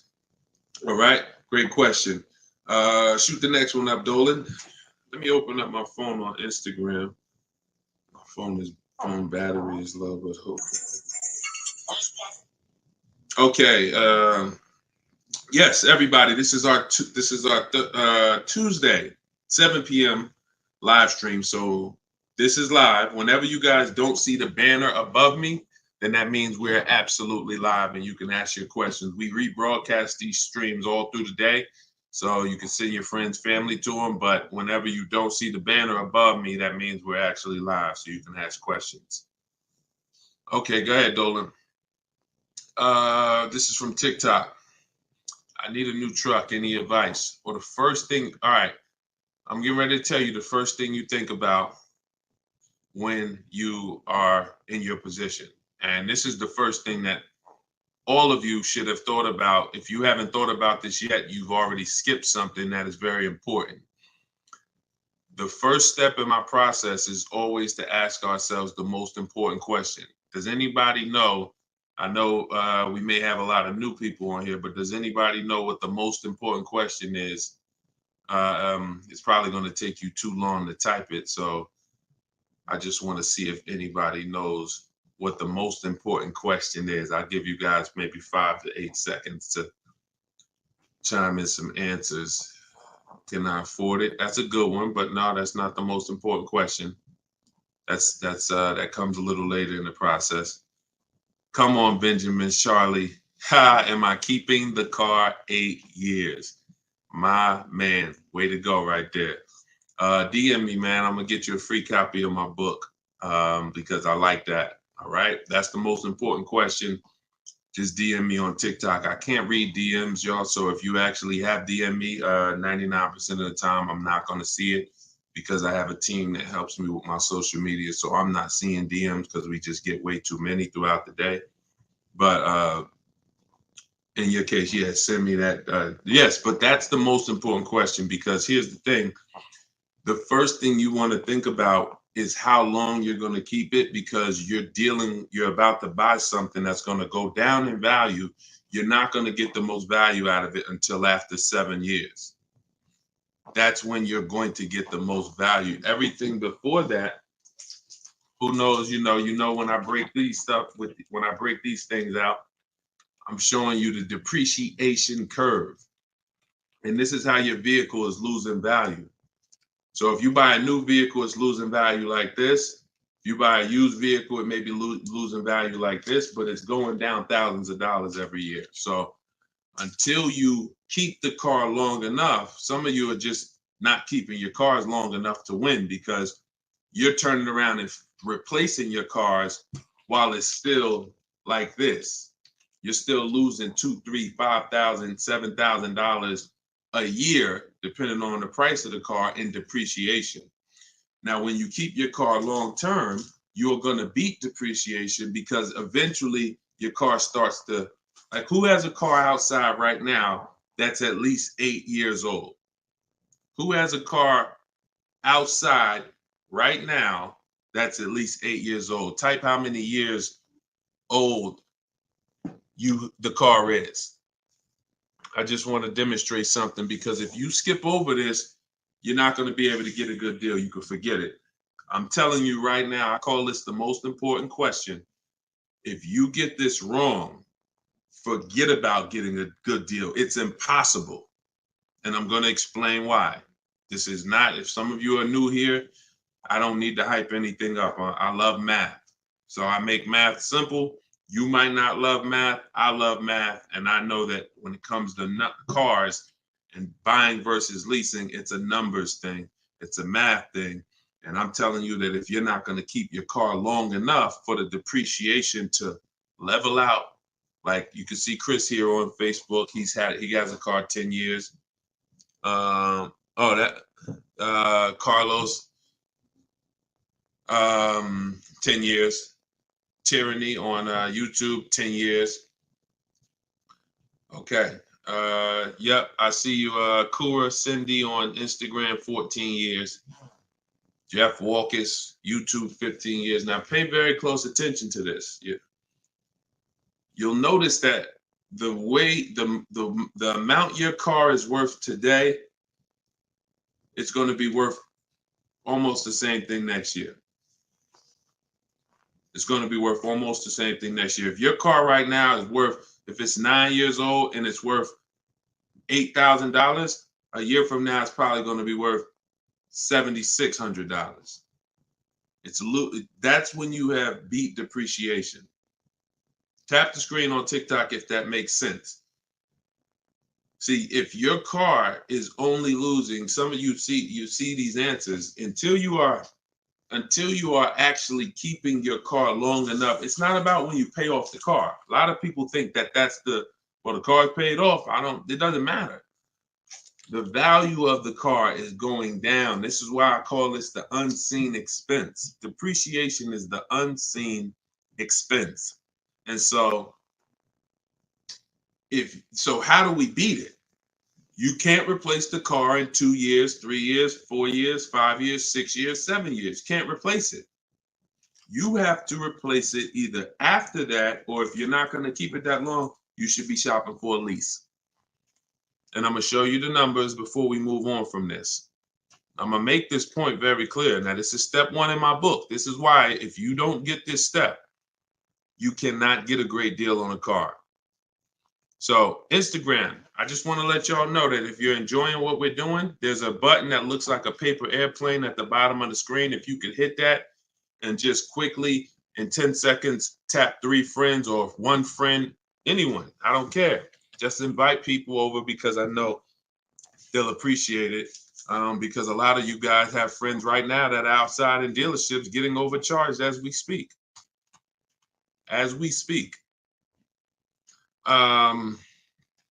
So when you look at long term, here's what you need to see. Look at this, and I'm gonna show you to end this question from TikTok, and why this is what I call the most important question. It's the first question: how many years am I keeping the car? Because look at this. I'm gonna use an example of this lease deal that Zafrina just got. So now, Frina she shops for a 2024 Jeep Grand Cherokee. It's a $65,000 truck. She got an incredible steal on this vehicle. Her payment is $579 a month on a $65,000 truck. No money down. So she did this. She got bids. You're not negotiating for these deals. So I'm just telling you, if you guys want to get these deals, you need to use what I'm teaching you. If you want to get it step by step, it's in my book, in my TikTok bio for 75% off. You won't even leave the broadcast on TikTok. You can get your book for $24 and you'll have everything I teach step by step. And same thing on Instagram, in my Instagram bio. You can get it for 75% off for 30 minutes. So I want to show you guys this. And you know what? That lease deal is too great. I don't even want to use that. Let me use something that our average people are getting no problem. Because Zafrina's lease deal was just ridiculous. $579, $65,000 Jeep Grand Cherokee. From home, by the way. 60 minutes. Maybe she put in 90 minutes. It was her first time using this stuff. 90 minutes. So Danielle got $550 a month. First payment was all she gave them, so there was no money down. She got an Audi A3, $44,000 new vehicle. She's paying $550 a month. Now I'm gonna ask you guys a question. Danielle gets this sitting at home. She said due to circumstances, because some people like Deshone, she might have had time, a lot of time to do this. You know, I need a car in like 30 days. But she said, due to circumstances out of my control, she posted this in our Facebook group. I had to lease something quickly. Yep. I took the course last weekend. Now, by the way, my book is my course. So don't think you have to get my Maps Academy to get this. My course is 7 steps in video form with coaching from me. My book is 7 steps in book form, and they're the exact same steps with the exact same scripts. So it's just how you want it. Some people like Deshone, I went with the book, like Tiffany. Other people who review, and some people do this. So it's all the same. It's just different learning. So the point is, I want to show y'all something. This is making a point here. So she got $550 a month, $44,000 car. How much is every $5,000 on a car loan, everybody? If you're looking, some of you have seen this in a video before. Every $5,000 that when you look at a car, you see it's $5,000, $10,000, $15,000, $20,000. How much is every $5,000 on a car loan monthly payment? Let's see if anybody's seen this. I'll give you guys another. Thank you, Nico Smooth. $100, perfect. Carlos Thomas, $100. Yes. So that is BG Meats. Yes, $100. Perfect. Perfect. Blooming Chosen One. Perfect. See, so this is why this is important for those of you who are going to purchase, not those of you who are going to lease. You need to know when you look at a car, if you see it and it says $20,000, you need to know that that is about $400 a month. $25,000 is about $500 a month, depending on the interest rate. Great interest rate, you could drop it a little lower. But average interest rate, that's what you need to be looking at. And you need to be, that assumes a 5-year loan. Because some people say, well, Deshone, if I take a 6-year loan, no, it'll be lower. But 6-year loans should be the max. See, that there's different ways to budget. If I budget $500 a month and I say, well, how much car does that get me on a loan? 25 grand. Now that's for 5 years. So if I go find a car for 25 for $500 a month for 5 years, I did better than if I got a car for $500 a month for 6 years. So there's different ways to raise your budget. I have something in my book called The Perfect Budget. I created a calculator. It walks you through what I just said. See, what I just said is very important. Knowing how much you can spend if you get a 5-year loan, and then saying, all right, if necessary, I'll go with a 6-year loan and bump myself up, but I'm still below my max budget. But I'm not going $500 a month for 6 years. Can y'all tap the screen and run the likes up on TikTok? Keep running them up if y'all getting value out of what we're doing. So we're still making a very good point here, okay? I'm spending really most of this stream going deep on the first question. And I've never done this before, so we'll see if it works. If somebody said I have a new truck, new advice, any advice. So I went right into the most important question, which is leasing versus buying. How many years am I going to keep the car? And I'm now showing you why you cannot get a great deal on a car if you buy when you should have leased. So let's wrap this up. So we can see here, Danielle got $550 a month on an Audi, no money down. Now let's take the same vehicle and let's pretend she purchased it. She didn't know about leasing versus buying. She just listened to a bunch of people, bad advice, who say never lease a car. So she goes in, she's looking for the same Audi Q3, A3. It's her dream car. Oh, I've been wanting this for a while. So excited. So how much is this going to be? I'd like to do no money down. Okay. Well, $44,000 car. Forget the taxes. Forget everything. Let's just say, forget that. Let's say they throw that in. We'll pay the tax and everything. Let's say she just finances $45,000.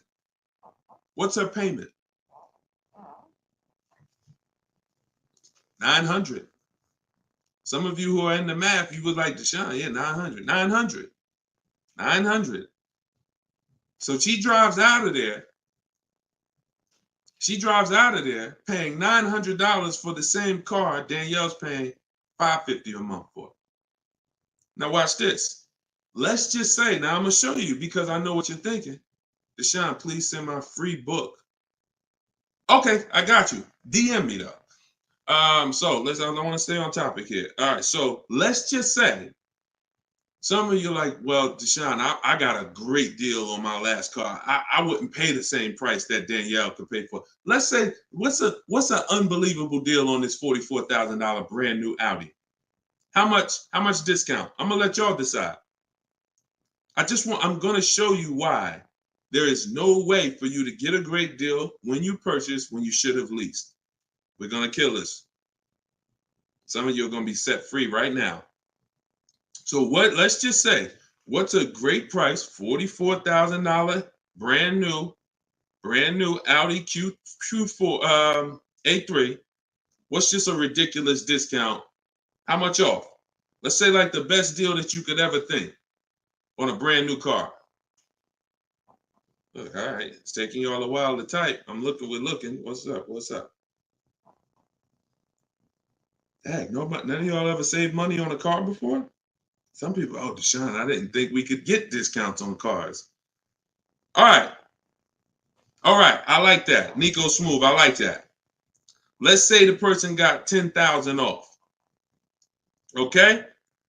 They got $35,000, which is essentially, let's say they got $35,000. The car is $44,000. So let's say they got $9,000 off, which is essentially 20% off the price of the car. Just brand new, nice, popular car. They catch the dealer sleeping, getting bids from home. $10,000, $9,000 off, $35,000. That's what they're getting the car for.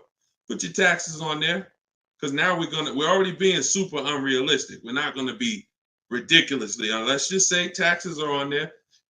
You know what? Let's just say no. How about this? Not only did she get 20% off, they paid the taxes too. So she really got like $13,000 off. We'll pay the taxes too. Just finance $35,000 even. What's her payment? The most ridiculous new car deal we could ever imagine you've ever seen, we just went over. To show you, no matter how good this is, she still is about to lose because she's purchasing and she should be leasing. Watch this. And I'm going to tell you, when the person who purchases wins, $700. Thank you, paper chasers. Lisa, $650. Those are the estimates. Where do we win at? Imagine if I just gave y'all a ridiculously unreal situation that will never ever happen, but just to illustrate, if that ever happened, 20% off the car, pay the taxes, her payment's still higher than Danielle leasing. So when does the person who buys win? When they keep the car long enough to outlive the depreciation. Very simple. 8 years. 8 years. It's no comparison. So like you're sitting there and you're like, Deshone, I bought my last car and I've been buying cars all my life. I was just taught you buy your cars, you don't lease them, but I never keep them more than 8 years. If that's you, I want you to type a sad face.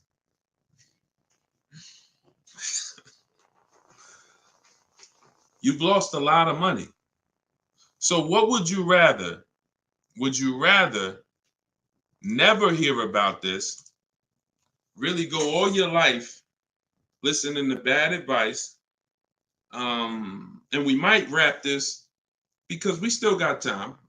Before we even go back into more questions, we actually may go a little, because some of you are like, Deshone, well, what if you buy a new car, a used car? Because you just compared that to a new car. All right. So let's just go back one more time. Let's pull up Danielle's because we're on that scenario. So we already said Danielle drove out with a $550 a month lease, paid her first month's payment. Best impossible deal that'll never happen, unrealistic, made up, make-believe deal we just ran was still a higher monthly payment. So imagine with somebody who just goes in regular negotiations, maybe gets $2,000 off the list price. They're leaving paying it's people right now paying $800 a month for this car, $700 a month, easy, no money down. If they didn't put money down, some people tell you, oh, you know, well, I'm paying I got an Audi and I'm paying only $6,000 for it. They never tell you that they put $10,000 down. They never tell you that they put $10,000 down. They forget about that because the day they give the dealer $10,000, they want to forget about it. So they're definitely not going to bring it up in the story. No money down deals. This is what you're doing most times when you're leasing. So let's go back. Let's say somebody decides they're going to get a good price on a used one. Let's just throw this scenario in here real quick to end this. Instead of a $44,000 brand new one, they find one for like $28,000. Great used car price. $44,000 new. I got one for $28,000, maybe 4 years old, low miles, $36,000. Great deal, below market deal. Get it for $28,000. $28,000. Throw my taxes and fees on there. I'm at $32,000, $31,000. What's my payment? $31,600. Look what I'm buying too, because some of you that's what you think about with a used car. But I like the monthly payments. But Danielle's driving a brand new $44,000, never been titled. She's the first person to sit in this new car smell, like real new car smell. Latest and greatest options and features, full warranty. If anything breaks on the car, she's covered for 4 years. She won't lease it. She won't have the lease for more than 3 years. She's paying $550 a month. A person who's buying this same car is paying $800 a month, $900 a month, and a person who's getting a used version of this, 4 years old, 1 year left on the warranty, 3 years old, 1 year left on the warranty, and they're paying $600 a month. Everyone's paying more than her. And these are lease deals that we get all day long. Everyone's paying more than her. We can put every scenario. Only person that's not paying more than her is somebody who just drives like a 10-year-old Audi, 12-year-old Audi. They go pay cash for it, buy it from Facebook Marketplace or something like that, or people who go to the auctions and get, like a 12-year-old one. Those are the only people who could, flip cars and not lose. Everybody who's buying newer cars, is paying more than her. It's people paying $500 a month because they bought their Toyota Camry. They're paying $600. So you're paying $600. She's driving an Audi, $44,000 vehicle, no money down. You're paying $600. You're driving a Toyota Camry that you're not going to keep for more than another 2 years. Any car, replace it. Chevrolet, you could pay, Camry, Honda. You're not keeping these cars more than 8 years, and you're paying these ridiculous car payments, and you're the ones that, unfortunately, because you believe bad advice, you are not winning. You're losing. But would you rather me not tell you? God willing, you're like, man, I'm glad I'm young. I'm going to still buy more cars. Most of you are still going to buy more cars. It's good for you to find this out now rather than you never found out and you just passed it down to your family and your kids. And now They heard they don't lease. Now you got your 25-year-old. He never heard about leasing. He goes and he gets himself a $30,000 car because he got a good job. He said, all right, I could afford a $600 a month payment. He gets a $30,000 car. His payment is $600 if he put no money down, or maybe he put 10 grand down, whatever.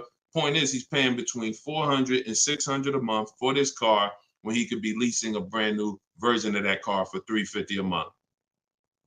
$350 a month, $600 a month. These payments are nowhere close. It's nowhere close. Depreciation is the unseen expense. So this is all step one.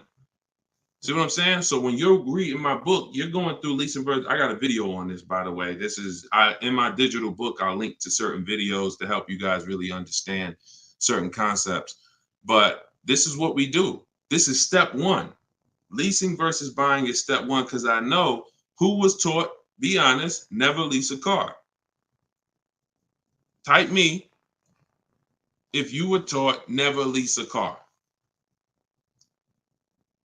You don't need a down payment, Lisa, and you don't need excellent credit. You need good credit. No down payments. I can show you right now, Lisa, on the screen. You can't see it because we rebroadcast these shows on TikTok, but you'll see it on Facebook, YouTube, or Instagram because they can see the slides that I'm sharing. Like every deal that I'm gonna show, like Kimberly. Look, she got a $91,000 Maserati, $944 a month, 39-month lease. $944 a month, $91,000 Maserati. She got bids. Use what I'm teaching you in my book. She got bids.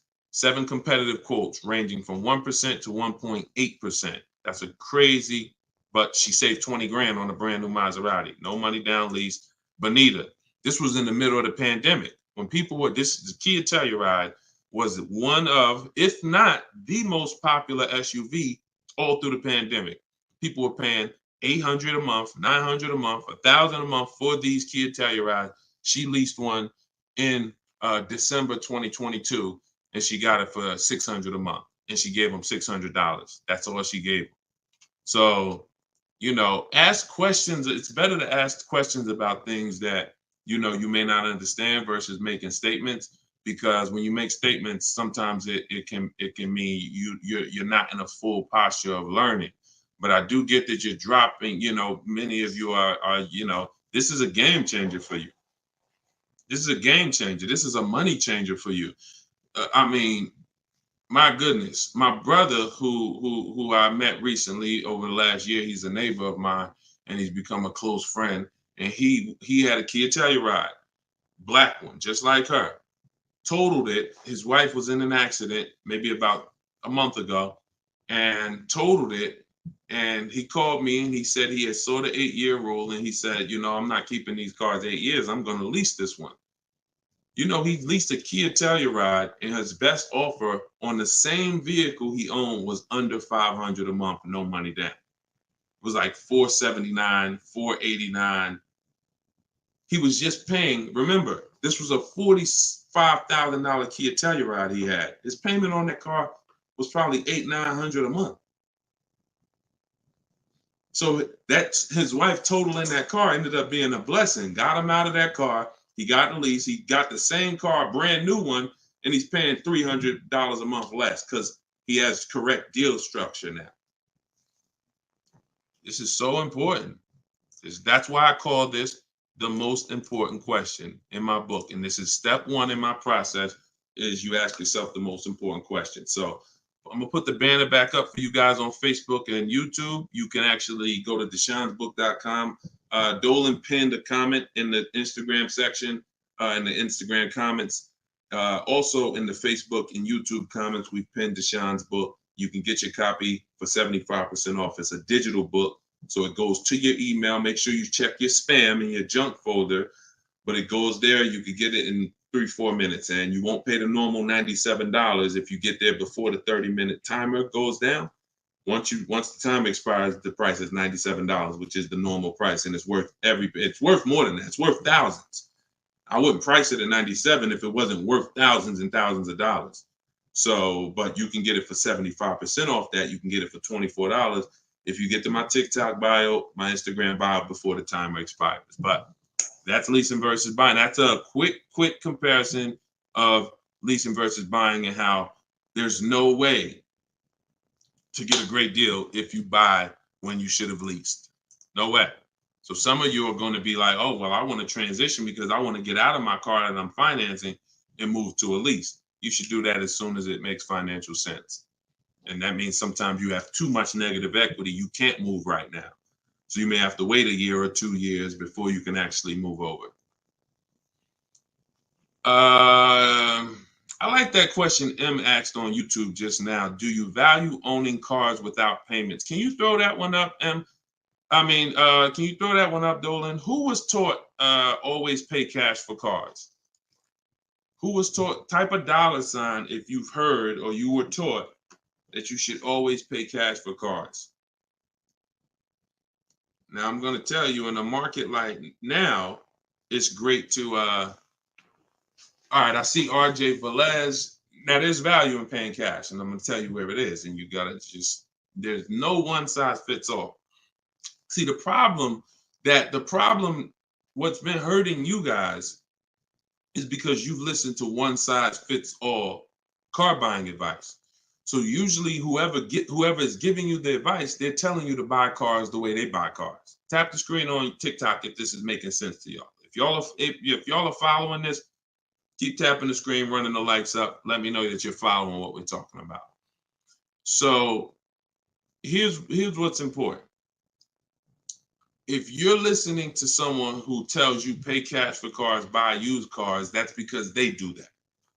Now, if it makes sense for them, then that's great. But we need to look at paying cash. When does it make financial sense? When does it not? It's based on a couple things. First of all, what are you doing with your money? Because some people say, I don't like car payments. Type me if you don't like car payments. Who said, type that, Deshone, I want to pay cash because I don't like car payments. Can we type that? Can we dialogue on this? Car payments. Anybody? Okay. May not be that many of you right now. There are people who say this, but you don't realize that car payments, when you pay cash, all you're doing is saving up a lot of car payments. So that's all it is, unless you just win the lottery. If you get a lump sum inheritance, that's different. But if you have saved up $15,000, $20,000, $18,000, and you want to pay cash $25,000, then all you did was save up a lot of car payments, okay? Or save what could have been car payments. You can put them in a savings account and just have the car payment come out. So you can literally say, all right, I'm going to put this cash, $25,000 in a savings account, and that's where my car payment's going to come out of, so I don't spend that. If it makes more sense for me to pay cash, then I'll take the cash. And when it usually makes sense is when the rates are very high. If you can't get a rate that makes really, really, good financial sense, and I mean like we get bids for our rates. We make banks bid, we make credit unions bid, we get multiple offers in what I call the bank bidding war. You get this when you get my book too. This is actually a section I wrote. It's like, maybe it's 3 steps to it of how to get the bank bidding war. But once you get those bids, if you can't get a good rate, then it really doesn't make sense for you to pay cash. I mean, it doesn't make sense for you to borrow the money when you can pay cash for it. But there's an exception to this. What people are doing with their money is relative. So let's just say somebody is investing their money and they can get 10% on their money or 12%. Some of you are in real estate. Some of you are in good investments and businesses, investing into small, things that you can get 15, 20% returns on your money. It doesn't make financial sense. If you could get that type of return on your money, why would you want to put it into a car that's going to get you not just a low return? What's the return on a car, y'all? When you pay cash, you pay $25,000 into a car. What is the return on that? On the cash, what's the cash on cash return? Because I don't want to talk about this much because everyone's not paying cash. It's a small number of you who will, but I want you to be able to know when this is a financial conversation that if you're paying cash, you should understand this. If you got $20,000, $30,000, $40,000 saved up, you thinking about paying cash for a car, this should be an easy conversation for you to follow. Okay. All right. Actually, everybody said the return is 0. I haven't seen anyone who's correct yet because it's not. The return would be 0 if you put the 25 in and then 5 years later you came back and got your 25 out. That's a 0 return. If you put 25 into an asset and then you come back in 5 years and you should give me my 25 and they say, well, it's 5 years later, this asset is now only worth 12. What's the return on that? What's up, Big Spoon? What's the return? Not 0. It's negative. It's negative. So you wouldn't take money out of investments that are getting you 10%, 12% or more to put into something where that cash is going to be a negative return on your cash. So that's one thing to consider based on who you are. Another thing is to consider if your money's not invested, you're not doing anything with your money, then just keep the debt down. Keep the debt down. Another thing we do is we see if there's any special rates on the car we're buying, because and when rates are high, traditionally, you're not getting a low rate from a bank or credit union. Rates are 6, 7, 8% on average. You're not going to see 3%. But sometimes you'll see 3% as a special rate. That's car specific. So if I'm shopping for a Mazda CX-5, I'm going to check to see, do they have any special rates this month on the car I'm shopping for? It might be 2.9, 1.9, 0% sometimes. And these are instances where it doesn't make financial sense to pay cash. If I can get this type of rate, use the bank's money for a very low percentage, and then turn around and use my money and keep my money invested or keep my cash. Maybe you just want to have your cash. Once it's in the car, you can't get it. So once you put your money cash in the car, you can't get that money back out until you sell the car. But if you can keep the money and get the car, now you have your cake and you eat it too. I still got my cash, but I'm leveraging the bank's money, paying them small amounts of interest to use it. So people see interest as the only loss. I don't want to pay interest. That's programming. That's not what would be talked about in a finance conversation. And if you want to get religious, because some of you say, "Oh, I don't want to pay interest because of religious reason," then it's a partnership. It's not a debt. It's a partnership. Anyway, let's not get all into that. Just paying cash is right sometimes for some situations. Paying cash is not right sometimes for other situations. The key is, which situation are you in? That's the key. Knowing how to ask yourself the right questions. Which situation am I in? I'm getting good returns. Stock market been returning me X% late. Hey, this many years, this has been my return. I think I'm going to keep my money invested and I'm going to use the bank's money. That's right for that person. All right. So that's a great question. I don't know how we went deep on that, but we're going deep in this stream. I normally do rapid fire Q&A. We're going deep on some subjects. And again, this is all in my book. Everything that I'm teaching is in my book. Every part of my strategy, it's a 7-step process. First step is most important question. Second step is deal structure. The equity assessment for those of you who are replacing a car or a lease, assessing the equity in the asset to see how much money we can pull out, if any, to either put in our bank account or use in our next transaction. Third step is deal structure. Fourth step is shopping, not buying. It's actually called shopping, not buying, where we enjoy shopping, we enjoy test driving, we enjoy the process. We're about to spend $30, $40, $50, $100,000. We actually enjoy shopping for the item. There's no pressure because we're never talking numbers in the dealership, ever. That's our rule. Step 5 is multiple offers. So once we've selected what we're going to be getting, it's time to get multiple offers on it. If we're getting a used version, it's time to see multiple options of it. And if in step 5 in my process, used car shopping is online marketplaces. You're using online marketplaces, cars.com, carfax.com, autotrader.com, cargurus.com, Carfax, CarMax, Driveway, and Carvana. 8 marketplace, eBay Motors.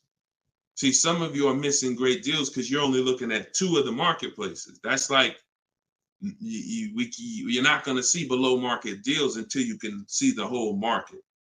So when we're shopping for used cars, that's what we do. When we're shopping for new cars, we use my 25 to 5, where your goal is to get 5 offers. If you are shopping for a new car or a lease, your goal must be to get 5 offers, because until you get at least 5, you are not going to get a below market deal. Because we have thousands of people who have come before you who have used this, and they report to me, they report their deals to me. So when I can tell you the deals we see, we have to get at least 5 offers, because 4 are overpriced. Some people get 6, 7 offers. You saw Charles earlier on his Palisade. I think he said he got 10 offers. But once you learn how to get them from home, either you could do it your way, you want to call and get them, you want to ask for managers to get them. I don't care what you do. If you're using my process, we don't do any talking. So when you're using my book, we're not talking. Because when you talk, who knows, when you talk, you can say the wrong thing. When you type, and then you're typing what I wrote for you. Because in my book, you're using what I wrote for you to talk to the dealers by email. So I can't even say talk to the dealers, to communicate by email, because we know everything they're going to say. So then the step 6 is paperwork and protection. Once you get your lowest offer, you find the best option. It's time for the paperwork. And then step 7 is delivery. That's it. So everything that I teach is out of one of those 7 steps. And, part of why you have not gotten the deals that you see me sharing is because you don't have any process. You're just winging it. You're just hoping things go well for you. And that's just not a place of empowerment. That's just not a place of empowerment. Strategy is here. So, so we went deep on some of what's in that book and what you'll learn if you get it in the comment section, or you can get it in my TikTok or Instagram bio. If you're watching us on TV, you can also scan that QR code with your phone. And as long as you get there before, but now you're seeing why the book's worth $97. I see why you priced it at $97, Deshone. You know what I'm saying? That makes sense. You breaking this down and telling us what's in the book, and it's a digital book with links to videos and scripts and things you copy and paste. Oh, I see why this is a $97 book that you can get for 75% off. $24 before the timer runs out. Go ahead, Dolan. Yeah, this has been good so far, though. I do like this. Are you enjoying this dynamic? If you are, type something. The word something. Let me know you're enjoying this. All right, this is from TikTok. I'm told lease deals are new each month. Yep, they usually are. Why shop if brand has same financing deal? There's no same financing deal. So lease deals change every month. I want to make sure I'm trying to understand your question right. I'm told lease deals are new each month. Lease deals usually change every month. Sometimes they'll run the same one for 2 months, but usually something changes about the lease deal either every month or every 2 months. Why shop if the brand has the same financing deal? Well, we're shopping for offers. So shopping is to get offers. The financing versus leasing is the first question you should be asking yourself, though. Because as we spent a long period of time talking about earlier in the stream, one offer is not, you can't get a great deal if you buy when you should have leased. So if you didn't see that, definitely watch the replay on YouTube or Facebook. But there's no, the financing and lease deals are extremely different, and they're going to be entirely different prices. And we can't even depend. We don't even. Another thing you're doing, if you're buying a car, looking at the special finance deals is important, because that's how we see if they have 0% or 2% or 3%. But looking at the lease deals is absolutely pointless. Looking at the lease offer is, I don't even call it a deal. It shouldn't be called a deal. Anything that 100 people can come in and get is not a deal. They're not going to offer a deal to 100 people and say, hey, come on in and we make almost no money. See, what Charles paid, look, on his Palisade, $48,000 Palisade, he's paying $597 a month. Sean getting there, he got his F-150 Lightning XLT, $73,000 truck. His lowest bid, he saved, he got it for $4,915. What's this? $21,000 off is what he got. We're showing it on the screen right now in case you think we're capping. You know, we don't need to. You know, this is, look, Frina, y'all saw Frina, 579. This is Tiffany, who wrote us in when she got her deal using my book. She said, I believe we got a good deal from what we learned from the book. Look, it was a $44,000 MSRP that she got $6,530 off the price. That was her lowest bid. So you're nowhere close to what normal people are paying and what is advertised on these vehicles. What's advertised on these vehicles is not a deal. A below market deal is something where the managers don't really want to make it. But you know what? It could happen for a number of reasons. Somebody wants to beat their competition. Sean said he had to go 100. We shop out of state. You'll get very used when I walk you through shopping from home, and you know, you'll see. I mean, if you're gonna do it your way and you get used to it, you'll see you're in more control. You're in control. So, but a lot of times your best offer is going to come from a dealer that's not close to you, because the dealers that are close to you feel like, why do we need to give them a deal? They're going to come in anyway. Because that's what most people do. You're going to walk in the dealer anyway, and you're going to talk numbers and try to negotiate. That's what most people are going to do. Why do we need to give these people deals? But this person who is now talking to multiple dealers from home, they hold the cards. We hold the cards. And then one person wants to beat everybody, and they do that. But you gotta, I'm gonna say this and then Dolan throw the next question up. If everyone could get below market deals, then they wouldn't be below market deals. They would be normal deals. It would be the average price. Y'all, is that clear? Is that clear? If everyone could get below market deals, if it didn't take strategy to get below market deals, then they would just be regular deals. You know? All right, this is Rhino from YouTube. What is a good range of credit score to go for a lease? Great question. Anytime you guys hear a question you like, just start tapping the screen, please. Appreciate y'all continuing to run the likes up on TikTok. What is a good range of credit score for a lease? So what I teach is the parameters. It's more about profile versus just score.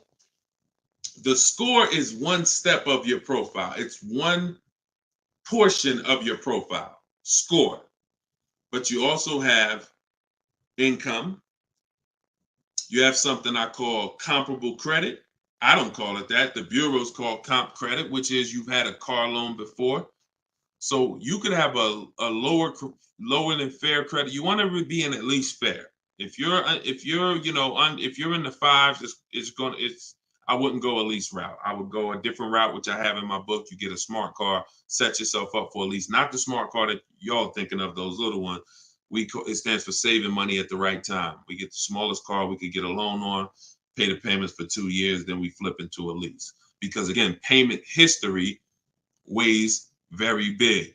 So, but if you're in the 620, 630, but you got on-time car payments for the last 3 years, 2 years, 5 years, you might have, high balances with your credit cards, but your car payment has been paid on time, but your credit score is low because you're using a lot of your available credit. So in that case, you got a great shot of getting a lease because you're replacing a car, you're replacing a payment, you're not adding a payment. But usually, 650, 660 and up. 660 and up is usually the best to stay out of that manipulation zone. But again, if you have a lower score than that, but you have good income, good, you've been at your address a long time, these are things that weigh in the profile. You've been on your job a long time, versus, hey, you might have a 700 score, but you only been on your job for 6 months. That could affect you. So it's not just score, it's profile. But most leases are easier to qualify for than you guys would believe. I got my first lease and I had a 6-something credit score. Now I did have to pay, I remember $25 more because of my credit score. I didn't get approved at the first tier. I went up $25 or something like that. But I was still paying $256 a month for a brand new Pontiac G6. It's a $20,000 car. So I had friends that were paying $500 a month for Toyota Corollas, $20,000 cars. $23,000 brand new Toyota Corolla. They're paying $500. They're paying, and I'm paying $256. These things make a difference in households. Thank you for answering, brother. Just purchased your book too on your website. Enjoy it, brother. Now, I don't even say enjoy it. I use it. Use it. And there's 2 ways to use it. I don't recommend going through the book and then shopping. I recommend you don't, the book is written in a way where I ask you, it's like if you called me and said, hey, D, what's my first step? Here, do this, and then call me back. You wouldn't call me and be like, Deshone, give me all the steps. I wouldn't give you all the steps because you would forget them. I would tell you, all right, how many years we keep in the car? 4. Okay, we leasing. How many years we keep in the car? 10. All right, we purchasing. Then we're gonna move to the next question. We need to do our equity assessment. Go on these websites, call your bank, get your payoff, do these steps, call me back. Okay, boom, I did that. All right. So once you put those things in an order, you'll see that you threw me off, Dolan, throwing that question up. But yeah, Rhino should. Oh yeah. Anyway, what I was saying is use it. So you could go through the book. I would recommend you go through it, do 1 step, check it off before you move to the next step, so that by the time you get to step 7, I'm congratulating you, saying, let's get ready for delivery. Not, oh, I'm at step 7. I read the whole congratulations. Oh, that was so nice. That nice message you write to us when we get our cars at the end. That's nice, Deshone. You shouldn't be reading that until you got your car. You get what I'm saying? I'd rather you go through the book that way. It'll be a lot quicker, a lot more effective for you. All right, but use it. Use it. Great. All right, Dolan, throw that up for me now. Thank you, man. Appreciate you. Okay, Freon on YouTube said, what about refinancing when the rate drops? Absolutely. If I'm buying a car and I'm paying a high rate, what is considered a high rate, 7-8%, depending on the car. Now, there are times where rates are high. That's the best offer you could get. But there are times where we know rates are 3%, 4%. There's time when the rates was 2 and change from the credit unions and things of that nature. So, relative to what they've been, these rates are high. So, yes, as long as you have a great car, the goal is always to get a great car. You could change the loan, like Freon said, by refinancing. So let's say I have horrible credit, 400 score, I need a car. I'm going to make sure the car I get is absolutely a great car. I mean, it must last. This is the thing you need to be looking for. I need to make sure I'm getting a car that's going to last, because I could always fix the loan. But if you fix the loan, refinance, but you got a bad car. You got a car with 100,000 miles on it, and now you're saying you're going to keep it 8 years. You're not keeping that car 8 years in a lot of cases. It has too many miles on it. So you should be shopping for a car saying, okay, I'm planning on keeping this 18 years. I want to get myself something with 60,000 miles. Now that might mean you can't get the big SUV. But if you get the big SUV and then the car breaks down in 4 years, it defeats the purpose anyway. So you could always fix the loan. Don't get a bad car. Very, very important. Or that really destroys a lot of these long-term plans that you need to have. Okay? But yes, everyone will be refinancing when the rates drop. That's for sure. Go ahead, Dolan. Next one, please. Great questions. Great questions. Yes, these are some great questions. From TikTok, I have a car with a lease ending in a couple months. Buyout is 35, but Kelly's Blue Book is 44. Should I buy out the car with the option to sell after? We don't usually buy leases, in fact, ever. Why are we so big on buying our leases? Who told us that was a good idea? Who told us going from buying? Think about this. 3 years ago, I drove off the lot with a very nice brand new car that I was paying, hopefully, a decent payment on. Why am I going to stop doing that to now buy a used car? What's the benefit to us buying these leases out? Maybe I don't see it, because what I explained is it's a horrible idea. It's a horrible idea. One exception, if you're keeping the lease 8 more years after you buy it, then it's fine, because it's just like you bought a used car. So you really kept the car how many years if you leased it for 3 years and you're keeping it another 8? See what I'm saying? 11 years. So you're going to win. It's still a bad idea, but you'll win somewhat if you keep the whole car 11 years, because I'm going to tell you why. Once you get a used car, you reset everything. You got a new, that's a whole separate transaction. If you lease a car, your payment on that lease is going to be, let's just say your payment on the lease is $450 a month. What you're going to find in most cases, if you buy the lease out, to get a $450 a month payment, you got to take a 6-year loan. To get a $450 a month payment, you got to take a 6-year loan. So you already leased the car for 3 years, and now you're purchasing the balance for another 6. You leased the car for 3, you're purchasing it for another 6. That's 9 years. So why did I just say the only way to win when you buy your lease is to keep it at least 11 years? Because how many years of payments are most people going to have? 9. 9. 9. Can we let that sink in? A person who buys their lease, like most people are going to buy them with 6-year loans, you're paying for 9 years on the same car. 9. Even if you get a 5-year loan, 8 years on the same car.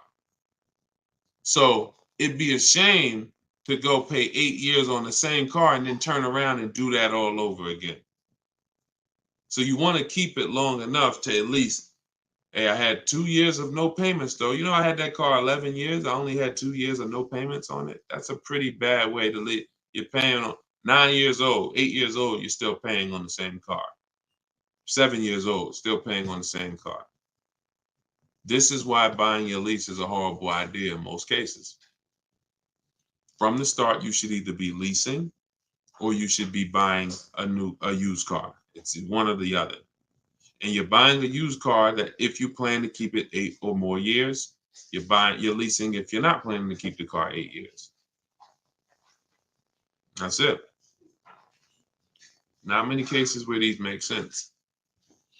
Go ahead, Dolan. It's a great question though. And I'm hoping we can help a lot of people stop doing that. And eventually maybe 10 years from now, 15 years from now, people won't be asking these questions, but it's a very, very common question. Go ahead, Dolan. Shoot the next one up, brother. Nico Smooth on YouTube. What's up, my man? Deshone, if I wanted to counter offer lower than what the calculator generated, would that be realistic? Getting 1.4% would like to get around 1. If your lowest offer is 1.4, then that's the lease program. If your offers are 1.4, your offers should not be the same. That means you don't have enough offers. If all the offers are in one spot, 1.4, that means you're not getting enough. Once you get 5, 7, you'll see they should be at least $150 to $200 a month difference.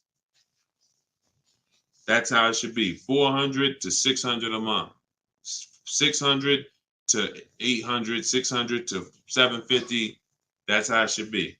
Now, if you once your lowest offer is 1.4, but you have 1.6, 1.7, higher offers than that, then 1.4 is the best. And that's the lease program. There's nothing you can do about the lease program. All you're doing is finding the dealer that's going to agree to discount the car the largest amount. The lease program is then going to dictate what the payment's going to be. But yeah, you're on the right track. Go to a Plan B vehicle. It's surprising how different every single vehicle has a different lease program. In regards to what and just to really hammer this home, Zafrina, who we showed first at the beginning of the stream, she had a $579 a month lease on a $65,000 truck. She was shopping for a Jeep Grand Cherokee Limited because that's what they had and they were replacing the lease. So she gets a 1.1 and change. It was like under 1.2, like 1.19 or something like that. That was her best offer on a Jeep Grand Cherokee Limited. That's a great lease. That's a great deal. $600. That's a great lease deal. Probably a $450 payment on a $40,000. Great lease deal. But she said this guy is saying that he thinks he might be able to do better on a hybrid Jeep Grand Cherokee Limited. He said he could probably get me below the 1%. I said, okay, you need to get 5 more offers at least. Because what if he's saying he could do better on that version, that means that version has a better lease program, which means you need to get your 5 offers again. She called me 48 hours later. Well, she posted in our group saying that she had gotten that $579 a month, which was a 0.88% lease. So that's not only is every vehicle have a different lease program, every trim level has a different lease program. Almost trim levels can have different lease programs attached to them. In many cases, they do. All right, great question though. You could also wait it out, Nico, if you have a little more time and see what the programs are next month. Go ahead, Dolan. You can shoot the next one up. Can you lease a car if you have a bankruptcy? Sure, but you need to rebuild your credit. You need to get your, if you start in blank, I know people that have had a bankruptcy, got a discharge, and they are at a 700 score in like a year. So I will be following Shonda Martin. I recommend her to everybody. She has great strategies on credit. She does a lot of live streams like me, and she has great strategies. So I think she's on every platform. Yeah, she's on every platform that we're on. So Shonda Martin. But yeah, get yourself up to like a 680, which is not hard to do because you're starting fresh. Many times a Chevy or a Ford, a Honda, Hyundai, Mazda, Subaru, these leases don't need you to be incredible. If you have a good job, long history on your job, and a 680 score, you're going to get most of these leases. These are not like luxury leases to the point where they're snooty. All right, go ahead, Dolan. Genesis on YouTube. So how can you lease out of state with the current lease looking to trade in? But I heard Deshone say out of state lease deals are good. Well, if it's the best offer, you go as far as you need to go to get 5 offers. In my book, we use my 25 to 5 strategy, where you're connecting with 25 dealers online in 20 minutes. We go to their websites using the contact tab, and then you have a template of mine that you copy and paste. If you're going to do it your way, you're just writing in, all the details of what you want, when your deadline is, what options you're looking for, what you're over. This is all stuff I walk you through in the book. What you're looking for. Really, it's about the car. You're not saying, hey, I'm looking for a lease quote, I'm looking for a purchase quote. We need to find out who even has a car before we start talking about money. But then the goal is that you got to get at least 5 offers. You got to get at least, and you have to do the equity assessment to see if there's any equity in your current lease. You don't want to return that, and you don't even know if there's any equity in that lease. And the only way you know that is the offers you get are higher than the payoff. It's very simple. Equity is offers, cash offers from CarMax, Driveway, Kelly's Blue Book, instant cash offer, not Blue Book, the website, instant cash offer, Kelly's Blue Book, Auto Nation, sell my car, Car Guru, sell my car. You have to get these offers, and if those offers are higher than your payoff, then you have equity when you sell the car to these people. If you have a third-party restriction, you can't sell the car directly to them. You got to sell to a local dealership. You got to get bids from a local dealership. I teach you how to do that. For those of you who have third-party restrictions, we talk to used car managers to sell our leases. So I've been doing this since 2006. Like, if I wasn't called to build these companies, then I would be. If I wasn't called to build these companies, there's no doubt I would be selling cars, making $200,000, $300,000, $400,000 a year. There's no doubt about it. But that's not the path God had for me. So what I'm telling you is based on me understanding 99.9% of the car buying of the industry inside and out, and giving you the way to actually stay in control, call the shots, have the business come to you, have the banks come to you, have the cash offers come to you, and then you're just simply picking the best ones as they come to you. So this is all in my book, Cars from Home, 7 Steps to Saving Time, Money, and Avoiding Dealerships. It's a digital book. You can get your copy for 75% off in my TikTok bio, in my Instagram bio, or we have a comment pin. Dolan, can you post the comment for everybody again on Facebook and YouTube? Just copy and paste that comment for everybody. And also we'll put a banner up on the screen for those of you who are watching us on television. You can scan this banner with your phone, and it'll take you to the 75% off page. So you'll only pay $24. You won't pay the normal price of $97. But that offers for 30 minutes. Once the timer does expire, $97 is your price to get it, which is still a great price. I'm sure everybody who spent time with us today can see why $97 is going to save you probably tens of thousands of dollars, depending on how many cars you get. Sean saved 20 grand on his first car. So for those of you who want to attend my free masterclass, Everything You're Doing Wrong, Buying, Selling, and Leasing Cars, you can attend that in my bio. We'll also put another comment for those of you who want to attend that. That's about an hour-long class, and I'm teaching very specific. You'll need a notepad for that. That's not just Q&A, although we do Q&A after. So you guys can go watch that, and so we'll put, and that's also in my Instagram and my TikTok bio. So the information's available, y'all. That's the whole point. There's no excuse. Everything that we talked about today is really financial awareness, financial literacy that you have not learned. You haven't heard of it before, but this has been around. We've been doing this for 3 years. Over 2,000 people have come before you. We have over 6,000 people that have this book now. So this ship has sailed. This car buying from home, you're late to the show now. And you can't afford to go buy another car the old way and think you're getting a good deal. You can't afford to do that. I mean, money is very hard to come by for some people, and you need to, I don't care who you are, you should take it seriously.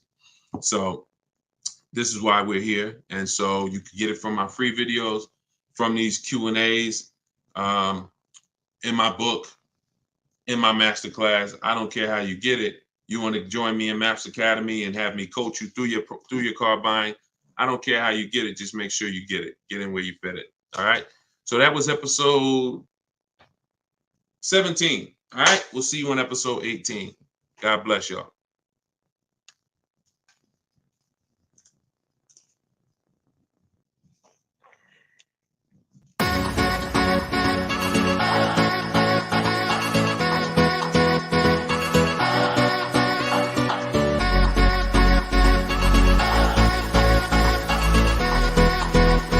The worst possible thing you could say when you walk into a car dealership. I spent 5 years with Mercedes-Benz, 5 with General Motors, and the worst thing a person could say when they walk in is, if you could just get me to this payment, we got a deal.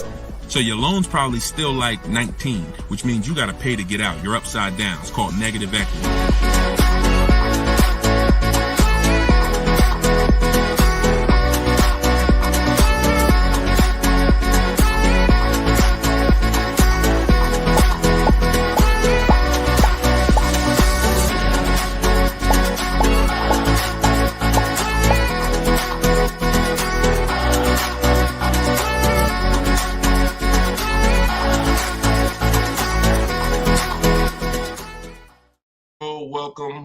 Welcome. This is episode 17 of Car Shopping Questions and Answers. I am your host, Deshone the Auto Advisor, and we do these live shows throughout the day, throughout the week, to make sure that you have access to cutting edge car shopping strategy, which is the science of making dealers and banks bid for your business instead of negotiating the old-fashioned way. So that is what we do here. Frankie boy, good to see you, Frankie boy, on TikTok. Kev, I see you on TikTok. We are live on all 4 platforms: TikTok, Instagram, YouTube, and Facebook. We have Dolan in the background. He's going to be pulling in your questions for the show. So as you're here, you can start typing your questions. Let's get the housekeeping out of the way as well. Could everybody who shares great information hit the share button? Also, I'm the author of the new digital book, Cars from Home. It's called Car Shop. It's a 7-step system that we use to car shop, and we get bids from home. Everybody that you're going to hear me talking about today, I'll be sharing a lot of different people throughout the broadcast that use this system, so that you can see the different results that you will get when you start learning to make dealers bid for your business instead of negotiating the old-fashioned way. So thank you to everyone who has reviewed the book. Again, this is our Thursday, 12 p.m. live. It's May 9th, so you guys can start typing your questions if you are here with us live. And for all of you who do want your copy of my new book, Cars from Home, 7 steps to saving time, money, and avoiding dealers. We have a link in the comment section on Facebook for you guys. We also have a link inside my TikTok bio, inside my Instagram bio, that you guys can use to get your 75% off your copy. So you won't pay the $97 price. You'll pay $24, but it's only for 30 minutes. So once the 30-minute timer is up, the price is $97, and it's a great price. So all of these people you'll be hearing throughout the show have used the strategies that are in this book to save thousands and thousands of dollars from home. And that's where I'd like you to be as well.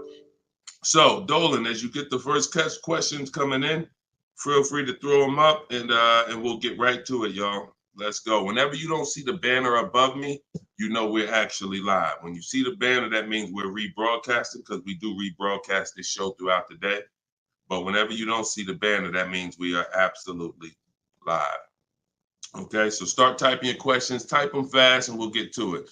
T. Del Mar on Instagram. I'm leasing. Now test drive. Why do I ask for an older salesperson? Won't any salesperson be okay? No, any salesperson will not be okay. Some salespeople will bring you in for a test drive, we talk to people who are experienced in the dealership. So when we talk to them and we ask them, do they have a car that would come in to see, we know 9 times out of 10, they're going to be honest with us. You get a new kid on the block or a salesperson who doesn't care about this stuff, they'll get there. Who's ever gotten to a dealership, was coming for a test drive, and then the dealership said, oh, that car got sold, or that car is not here anymore by the time you get there? If you've ever had that happen, type me. You set up a test drive, you come in, oh, I was coming to see that car. Oh, it sold like, 2 hours ago. It just sold. See, when you're dealing with experienced salespeople who are honest, exactly, Peaceful Grace on TikTok, you understand. So this is why every step that I teach is important. Even things that you might see, okay, why is he telling us ask for this person? It's because if you don't, you run the risk of running into a salesperson who doesn't care. Oh, they'll get there and just, oh, well, that car sold, but hey, I might have another one. Let's look at some other ones. No, we don't go for that. We don't go for that. Our test drive is strategically set up to try to guarantee a successful test drive where we can be in and out that dealership in 20, no more than 30 minutes and coming home.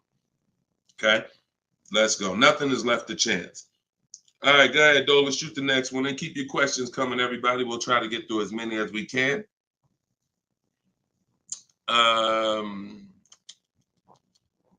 I see you got all right, we got one that just came in on TikTok. We'll give everybody a chance to come on in and start typing your questions. Try to type them all in one question, kind of one long question versus, continuations and continuations. Shaderick Will on TikTok. How do I get out of a finance contract without it being on my credit as a repo? How do I get out of a finance contract without it being on my credit as a repo? Well, let's talk about how not to do it. If they take the car back because you didn't pay them, that's a repo. So if they take the car back because you didn't pay them, that's a repo. So if you do that, that's a repo. So let's talk about how not to do that. You could sell the car. The only way to get out of a car without it being a repo is to sell the car. So you need to find out what your equity position is in the car. You need to call the bank, ask them how much you owe. That's called a payoff. Get your payoff amount, how much you owe, and then you're going to get offers. You're going to do what we call an equity assessment, where you go into the 6 online car buyers and you get you get these bids. CarMax, Driveway, Carvana, Kelly's Blue Book Instant Cash Offer, AutoNation Cash Offer, and Car Guru's Sell My Car Cash Offer. Those are 6 different cash offers that you're going to get, and whichever one's the highest, that's the one you would take. What's up, Dave DFW? I see you. What's up, Yono? That's how you get out of the car. The only way you're going to get out of a car you want to replace people is to sell your way out of it. Because we don't trade. In most cases, we do not trade because you don't get all the money. When do you get all the money trading anything? You know what I'm saying? Who can tell me an item that when you trade it, you get the most money possible for it? I'll wait. Anybody? What's up, Bobby I Modern? What's up, Bell? See what I'm saying? So we understand. You're not going to get all the money of anything trading it. You sell it. That's the way. And most times, you guys are taking $2,000 to $3,000 to $4,000 less for your vehicles, trading them. You're losing. See, again, you can't take the monthly payment seriously, but not take the price of the car you're buying seriously. Not take the shopping for your interest rate seriously. Not take the selling of your old car seriously. Because you may be more focused on saving $1,000 off the price of the car you're buying, but you're not putting that same energy into how you shop for your loan. You're giving the bank $2,000 or $3,000 more because you're paying higher interest. Or you're not doing this bidding process. You're trading in your cars. and you're paying $1,000, you're getting $1,000 to probably $4,000 less than what you would get selling these cars to online car buyers. So that's how you get out of a car. Only way you can do it is to sell your way out of it, and if you have negative equity, to pay the difference so that you can get out of the car. But if you just let them come take the car, you can finagle anything you want to try to not have it be a repo. It's a repo. It's a repo. And so the time 3 years ago, everyone could have sold their car and really got out of them because the prices of cars were so high. What's up, Alan Denson? Thank you so much. Appreciate you. Yeah, so that's it. Go ahead, Dolan. Shoot the next one in. This is our Thursday live show. My man, Alan Dawson. Appreciate you. Oh, Alan Denson. Yeah, appreciate you, man. Thanks for supporting the broadcast. This one's Optimal Living from TikTok. This is our Thursday, May 9th live show at noon. So whenever you guys don't see the banner above me, that means we're live. You can send your questions in, and we'll try to get them into the show. Grand Rising, I want to buy a used approximately $10,000 or less, approximately $10,000, less than 100,000 miles, 1 or 2 owners, like a Honda, Hyundai, Volkswagen, good gas mileage, easy to repair. Any suggestions? Well, you have a lot of filters there. If you were buying under 10 grand, I would be looking at Facebook Marketplace. I would be looking at Facebook Marketplace because our used car strategy is to look at all the marketplaces where cars are. These are, you know, Auto Nation, Auto Trader, Cars.com, Car Gurus, Carfax.com, CarMax, Carvana, Driveway, and eBay Motors. But if we're looking at a car that's under 10 grand, I would certainly be looking at Facebook Marketplace. Facebook Marketplace is where you're going to try to find a private party owner, not a dealer. Not a dealer. You're trying to find a private party owner that's going to sell you the vehicle, private party, not a retail purchase. A retail purchase is at a dealership that has done reconditioning on the vehicle to prepare it for the market.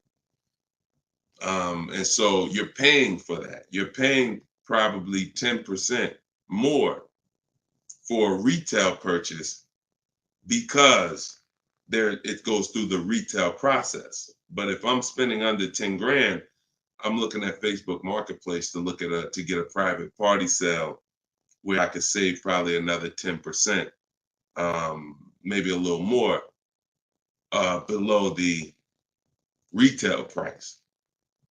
But that's really depends, price specific. Same thing with selling cars.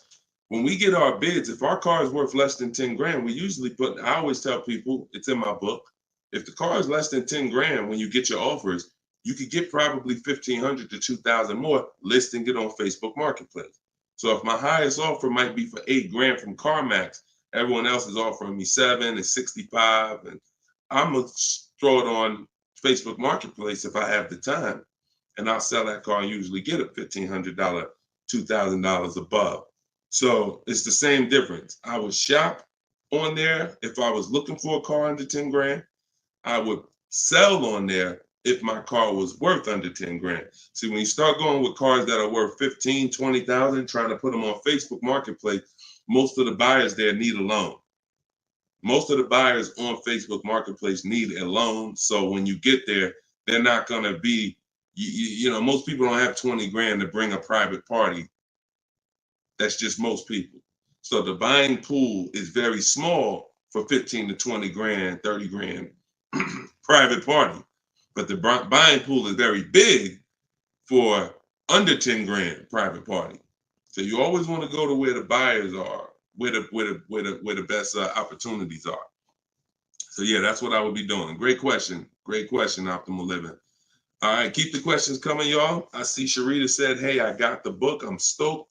This is great info. Thank you so much, Sharita. Enjoy it, use it. The things that are in my 7-step book, y'all, is everything you're learning right now. So everything that I'm teaching you is out of one of my 7 steps in my car shopping process. My book is called Cars from Home.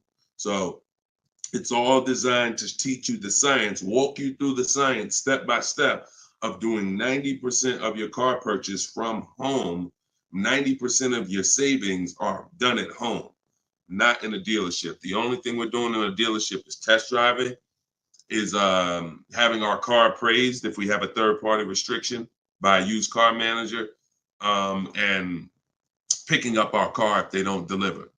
Those are the only three things we are doing inside a dealership. All the negotiating, the price saving, the shopping the market, the research, the working with the bank, that's all done at home. And some people, some of you are going to do 100% of your purchase from home. If it's a new car or a lease, some of you could do 100% of it, because if the dealer delivers, literally you never went into the dealership except for the test drive, and then we get our bids and we accept the best offer. This is somebody who just got a bid. You can see the dates not too long ago. I contacted 25 dealers. Some of you know my system is used to, we connect with 25 dealers, with our goal being to get 5 offers. Because what percentage of offers is overpriced? Let's see if anybody on here knows. If anybody's been spending time with us, this might be a lot of your first time with us on the stream, but what percentage of dealers is overpriced? Let's see who knows. And this is why you must get at least 5 offers. At least 5 offers, because what percentage of dealers are overpriced, everybody? Let's see. All right, we may got a lot of new people on here. Maybe nobody knows. No, not 100%, Twan. Not 100%. Thank you, T. Delmar. 80%. Exactly. 80%. T. Delmar Instagram got it. 80% of dealers are overpriced. Now, this is not my opinion. I'm telling you guys. I've been working with people all around this country. I opened up my car buying school, Maps Academy, 2021. We have probably over 6,000 people now that have our book.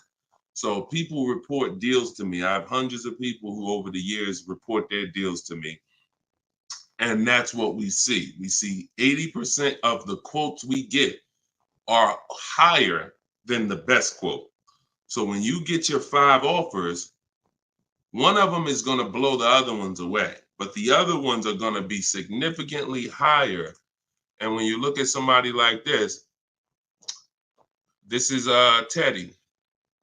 Teddy he said, I received 10 offers. He said, I only used the scripts provided. So in my book are the scripts he's talking about that you copy and paste.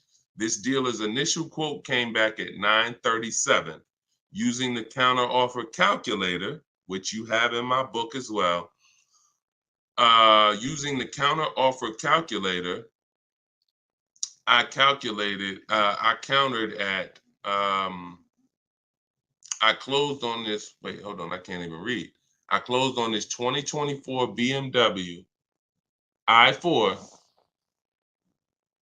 MSRP is $73,855. $73,000. Pay attention to this, y'all. I counted at 829. He came back with 856. My highest offer during this process from a different dealer was 1123. My local dealer, there's a lot happening here in this post if y'all pay attention and dissect it. My local dealer came in at 986 and even told me in an email that he didn't think I'd find a better deal out there. I didn't speak to one salesman on the phone until after the credit was ran and the deal was secured. I even got them to cover my last 2 lease payments. This is how you get, see, if I was to ask Teddy right now, Teddy, bet me $1,000 that there's not a better deal out there. He'd most likely take the bet because he connected with 25 dealers. He got 10 offers. He used it. You can never accept a deal without countering, because we don't know what the bottom is until they say no to the counter, or until they say, no, I can't do that, but I could do this. Now we know they're at the bottom. So all of this stuff can't happen. You're not going to have price assurance, which means you guarantee you paid the lowest price, and you're not going to be able to get these numbers until you sit at home and start getting the offers at home.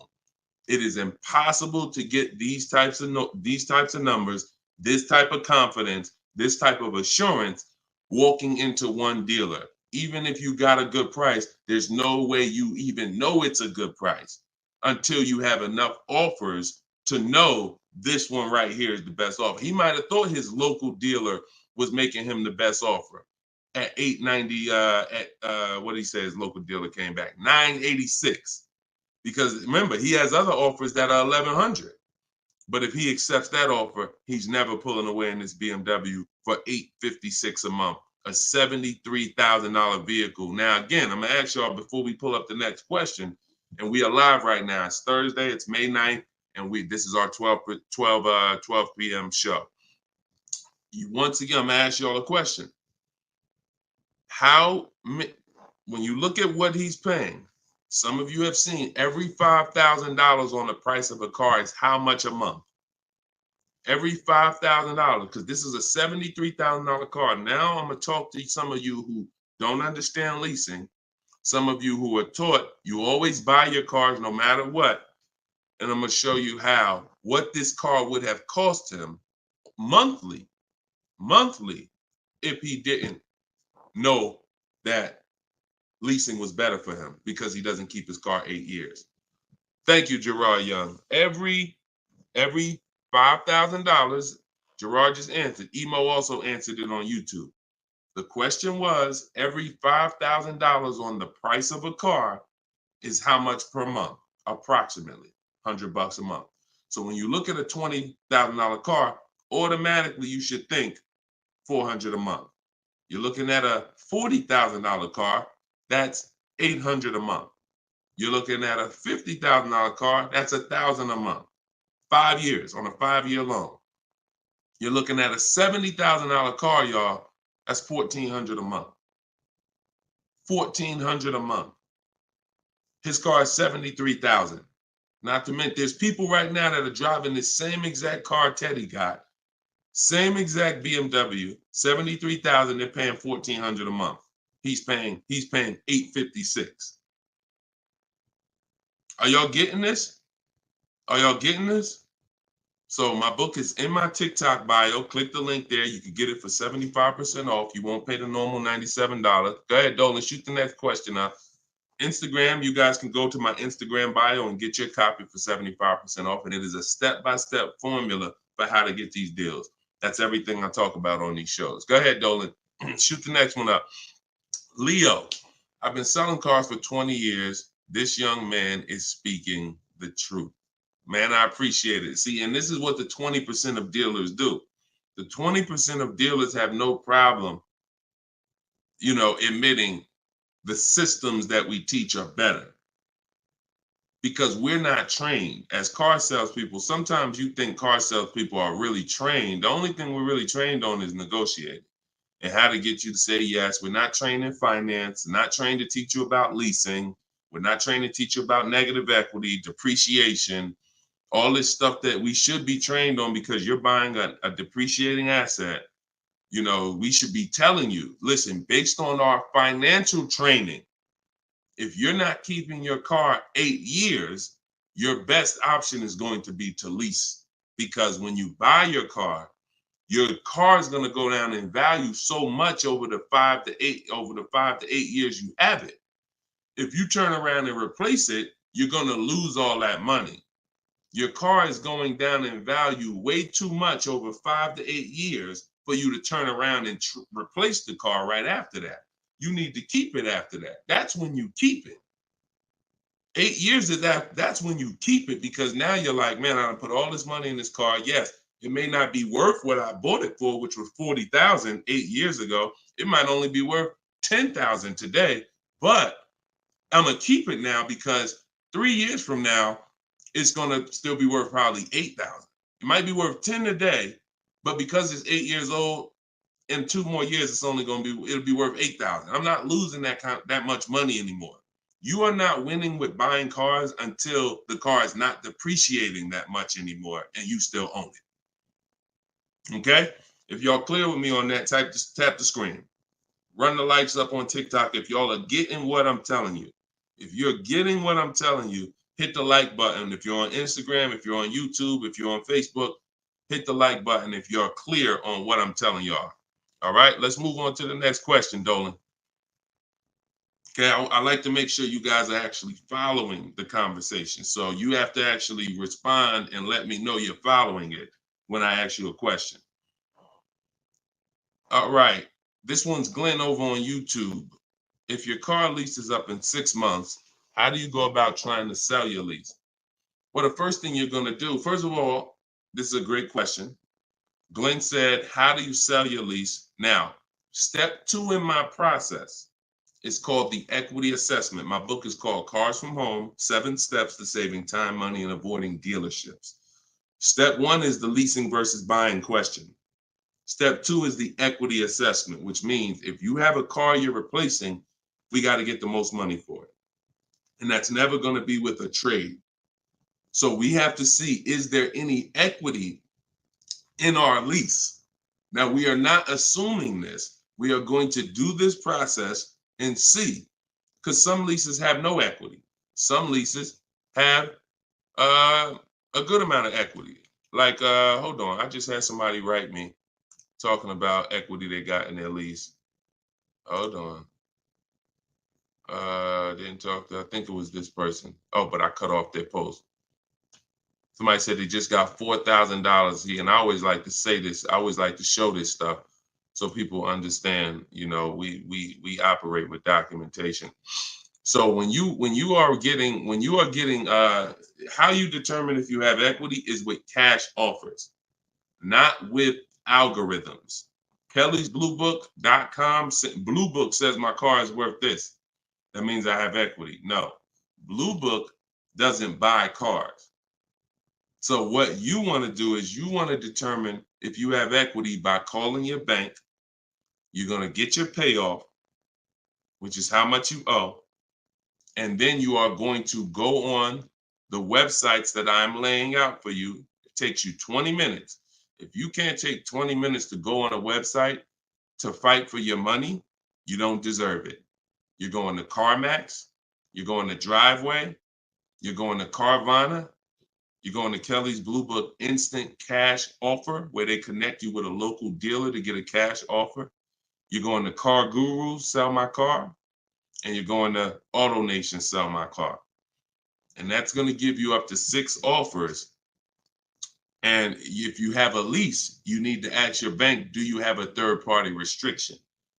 And if they say you have a third-party restriction, then if you have equity, you're going to be selling to a local dealer, not to one of the local online buyers. If you don't have a third-party restriction, we sell to the highest online buyer.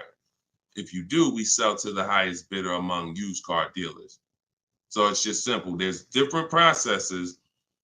I don't teach one size fits all car buying. So some of you who have a lease with a third party restriction, you're going to use one strategy. Those of you who don't have a third party restriction, you're going to use a different strategy. Those of you who don't have any money you owe on your car is paid off. You don't need to call your bank. You just need to go on those websites and get the offers. So, and when you're on there, if you have a lease, there's going to be a part where it says, is your car owned, financed, or leased? You want to put owned. It's very important. Don't put lease, because it triggers something in their websites. So that's step 2. I go over this thoroughly in my book. This is called the equity assessment. You can't, listen, you need to get bids. Bids. That is my favorite word, that multiple offers. The reason why you are not saving the money that you could be saving is because you're not getting bids. The reason why you don't have the confidence when you leave a dealership that you got the best price is because you're not getting bids. It's very simple. Start getting bids and you're going to save more money and make more money selling your cars, and you'll see why we don't trade in cars. That's the equity assessment. Okay? Step 2 in my book. Go ahead, Dolan. Shoot the next one up.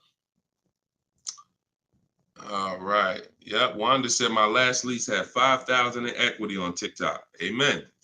I sold the lease a couple years ago when prices were super high. I made $10,200. My mother did. I made $9,000 on my Jeep Grand Cherokee. That was in 2021, I believe. 2021. Yep. It was ridiculous money. So the 9, 10 grand, 12 grand lease, those are not really there anymore. But we still see people that are making 2 and 3 and 5,000 for sure. Rudy on Facebook, how are you? Good afternoon, Deshone. I'm new to the live stream. Welcome. Who's new to the stream? If this is your first time here, type 1. Type the number 1 if this is your first time here.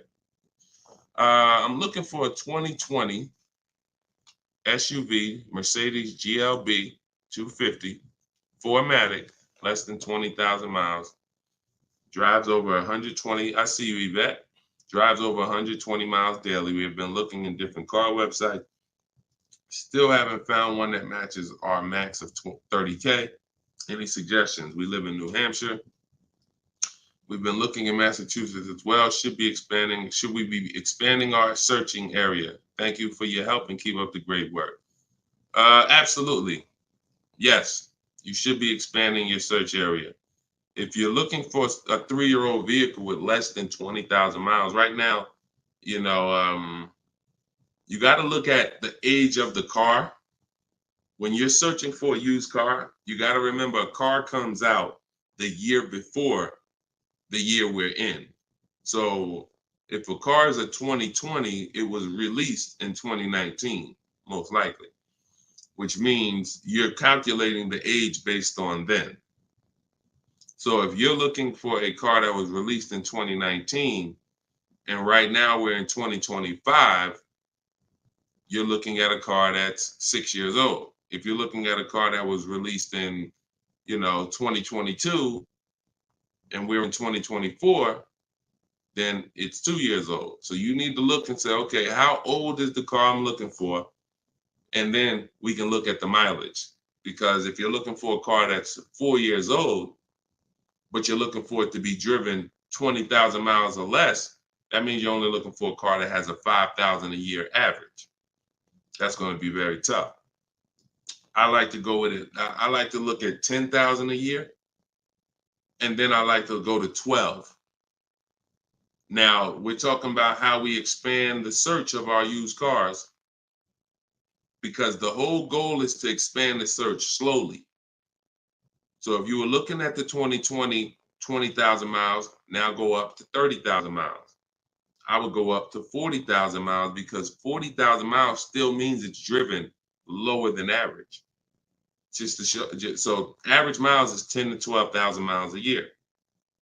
If you get a vehicle and it's 4 years old, it's driven 10 to 12,000 miles a year. It has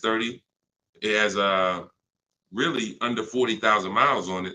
It means it's been driven under 10,000 per year. So you're really looking for the mileage. It's the mileage that I think is really going to limit you. Now you could expand your search wide, like you said. There's many ways to expand it. You could go 100 miles out. You could go 200 miles out. You can go 500 miles out.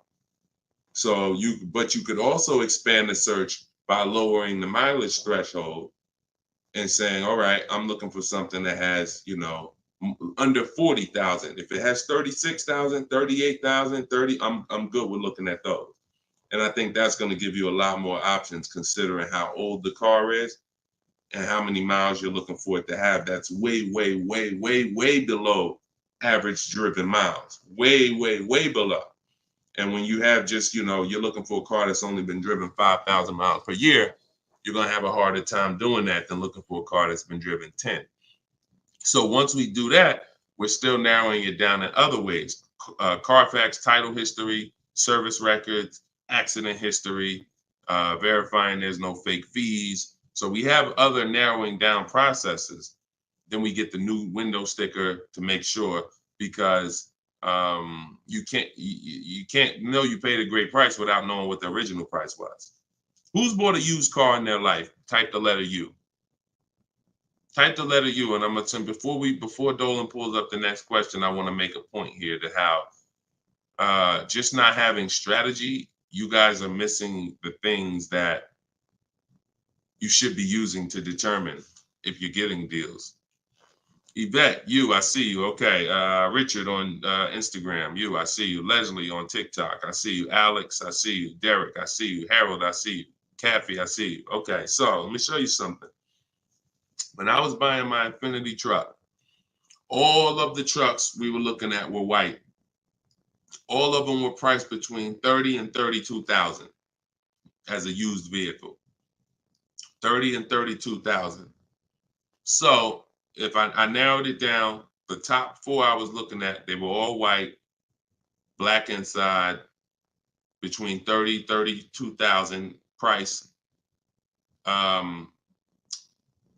Similar miles, you know, one may have 26,000 miles, but the highest one has like, 36 similar miles. So I'm narrowed this down. Now, this is where many of you you don't have the information to make the right decision, because the determining factor of which vehicle I chose was based on the brand new price. I'm gonna tell you exactly how this went. Once I got the brand new price, I got the brand new window sticker on all of these cars, I was able to see that one of the cars brand new was 46,000. One of the cars brand new was 48,000. One of the cars brand new was 52,000. And one of the cars brand new, which is the one I ended up getting, was 54,500. It was a special edition. It has all of these features on it, has all these packages. It has different rims. It has all these different things. Now, if I would have picked the other ones, because the asking price was lower, I would have made a horrible decision. Paying 31,000 for a car that was originally 46,000 is nowhere near as good of a deal as paying 31,800, which is what I paid for a car that was originally 54,000. This is what I call in my book the true value percentage. The true value percentage discount is what the vehicle is being sold for relative to what it was when it was new.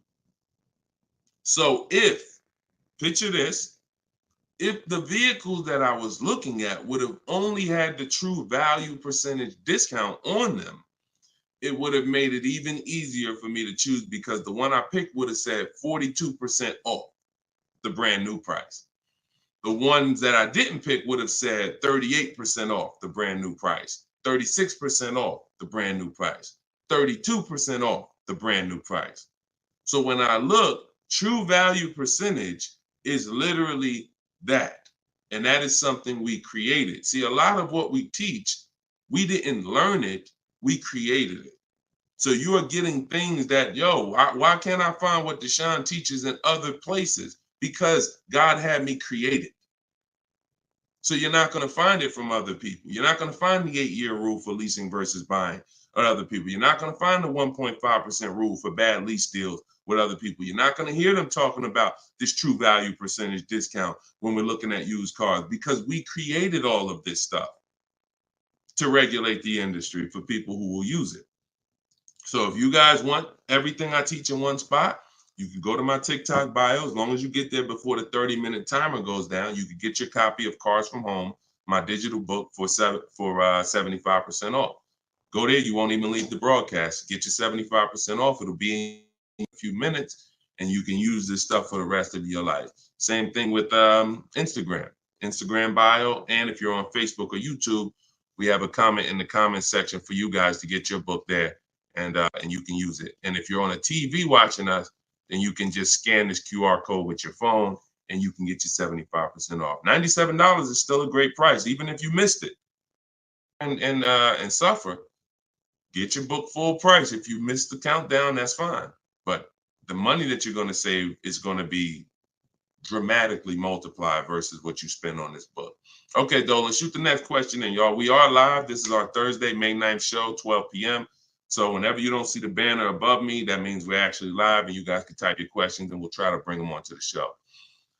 Helena, what do you consider a good interest rate? Well, this is a relative question. It's the same question you're asking when you say, what do you consider a good discount off a car? How much should I pay for this car? We only pay when someone wins the bid. So we teach something called the bank bidding war, which I also created. You have been taught that, don't let these dealers run your credit, or always get, who's been taught any of this stuff? Always get your own pre-approval, never use the dealer's banks. Never, all of this stuff. Anyway, we teach a process that the credit bureaus allow. The credit bureaus allow us to have an unlimited number of banks and credit unions run our credit with a hard pull, as long as it's within a certain period of time. As long as it's within a certain period of time, when that time expires, they are going to have that weigh on our credit as one hard inquiry in terms of how it affects our score. See, normally when you have a bank run your credit with a hard, and then another one, and then another one, each hard inquiry affects your credit. But when you do it the way it was meant to be done, and using the bank bidding war, if one hard inquiry would have dropped your credit 10 points, 20 of these hard inquiries is going to drop your credit the same 10 points. So the way it's done is there's 3 rounds to it. There's 3 rounds. This is for people that are financing. Again, those of you who are paying cash, this doesn't matter. Those of you who are leasing a vehicle, this doesn't matter.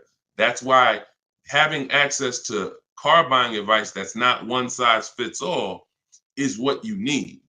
Because typically, if you only pay cash for cars and get used cars, that's what you're going to teach people. So everything has a different place. So those of you who are financing a new car or a used car, you're going to use the bank bidding war so that you don't have to ask this question. This is the answer to Helena's question. How do you know? What do you consider a good interest rate? It's who wins the bid.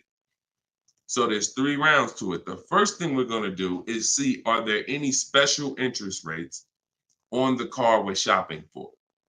So if we're shopping for a Kia Optima, a Kia K5, and all right, let's see, are there any special interest rates on it? Are they doing anything like 1.9% financing? Are they doing 0% financing? Are they doing 2.9% financing? Anything special? We also need to know how much the term. What's the term? Some people only do 0% for 3 years. That means you got to be able to pay the car off in 3 years or you can't take the deal. If it's 0% for 60 months, that's different. You got a 0% 5-year loan. You got 0% 6-year loan. So we need to see, is there anything special on the car? We do that for new and certified pre-owned, if we're looking for a certified pre-owned. Now, if we find something, sometimes that could prevent us from even needing to do any other interest rate shopping. If they're doing 1.99 for 60 months, you're not going to find better than that. No bank is going to do better than that. So that's why it eliminates the rest of the rounds in the bank bidding war. Eliminate it. But let's just say that there are no special interest rates. Now we're going to revisit the bank bidding war in round 2, which is after we find the best price on our car. See, because some of you, when you go shop for a car, you're thinking, how much should this car cost? Oh, what's the monthly payment should be on this car? The monthly payment is between you and the lender. It's not between you and the person you're buying the car from. See, this goes back to our point, which is you must set up your car buying transaction from who you're getting your loan from. The process of shopping for the best price on your car is different, or should be different. If you listen to me, it will be different than the process of you getting the best price on your loan. The best price on my loan is a different process than getting the best price on the car I'm buying. So now, once I start now looking for my car, getting my bids, get the best price on my car, now it's time to come back and get the loan involved. See, many of you are focused on what the best monthly payment is on the car, but you're not focused on finding the dealer that has the lowest price. That's focus number 1. Before we think about what is our monthly payment, we are thinking about what is the dealer? What's my process for finding the dealer who's going to sell me this Kia K5 for the lowest price? Who's going to sell me this $40,000 car for the lowest price? Once I find that dealer, Now it's time for me to come and get start shopping for my loan. See, and the reason why this works so well is because there's a process to it. We're not winging this. The reason why any fighter who goes into a fight and they're winging it, they are in a position of struggle. We don't wing it. That's why when you see my 7-step process in my book, it's 7 steps. In Matt's Academy, my car buying school, it's 7 steps. Whether it's video, whether it's the book, it does not matter. It's 7 steps because the process does not change. A process should not change based on whether you want a new car, used car, a lease, a luxury car, an exotic car. It shouldn't change. So once you find the best price on the item, now you're coming home and you are going to now contact online banks, your bank, your credit union, and you're going to get all their offers. This is round 2 of the bank bidding war. Round 1 is any special interest rates on the car. No? All right. Then we go find the best offer on our car. Now we're going to start round 2, which is our bank, our credit union, online lenders, all submitting bids for our rate. Round 3, once that's done, round 3 is we call the dealer who we have the car on hold with, and we tell them the best rate we got, and we give them a chance to see if they can beat it.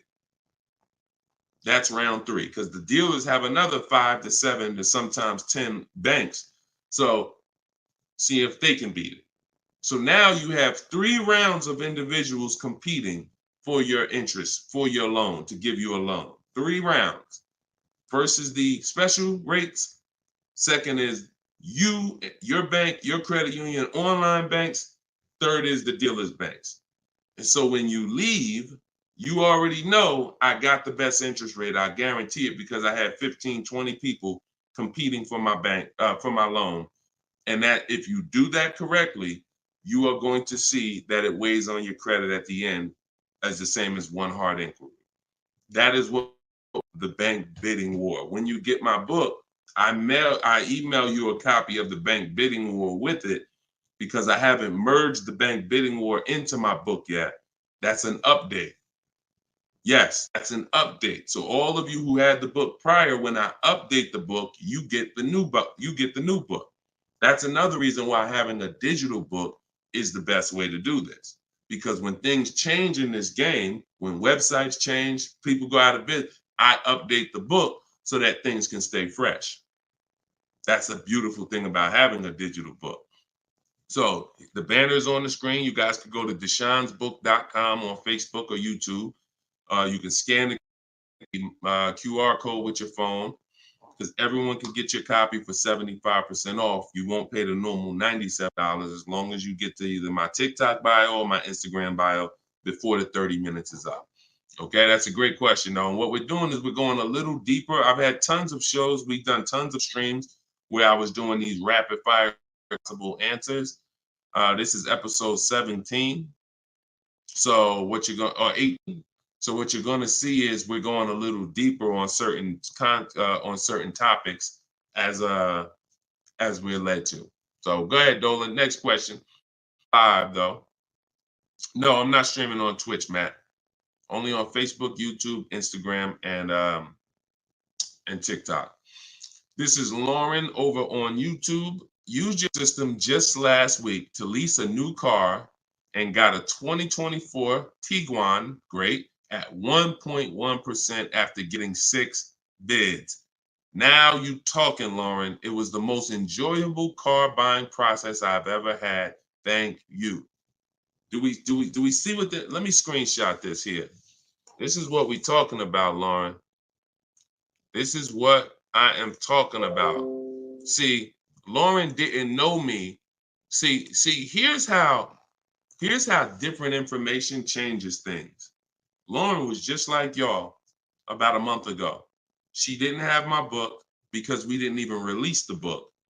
She was just like y'all. She might have didn't even know me. But what? She's an action taker. She got on the stream. She said, look, I like what this guy's talking about. This book is $24. What's the worst I could lose? There got to be something in that book where I could at least make my $25 back. Or even if I paid $97, got to be one tip in here, got to be able to make me at least $100 back. She later finds out she's going to get thousands of dollars in discounts, get a 1.1% lease. Well, what that means is if the car is $40,000, her payment is like $420 on a $40,000 car that people are paying $800 a month for, $700 a month. Her lease is 1.1% of the MSRP. So because she's an action taker, she went forward, she got the book, she used the scripts, she said, I'm done with the old process. I'm willing to unlearn my old way of shopping, and I'm going to relearn this new way to shop. That's why, you understand? That's why it's all about unlearning and relearning. You understand? And she's able to reap the rewards of not just saving the money, but receiving empowerment. Because this is the only way to car shop empowered.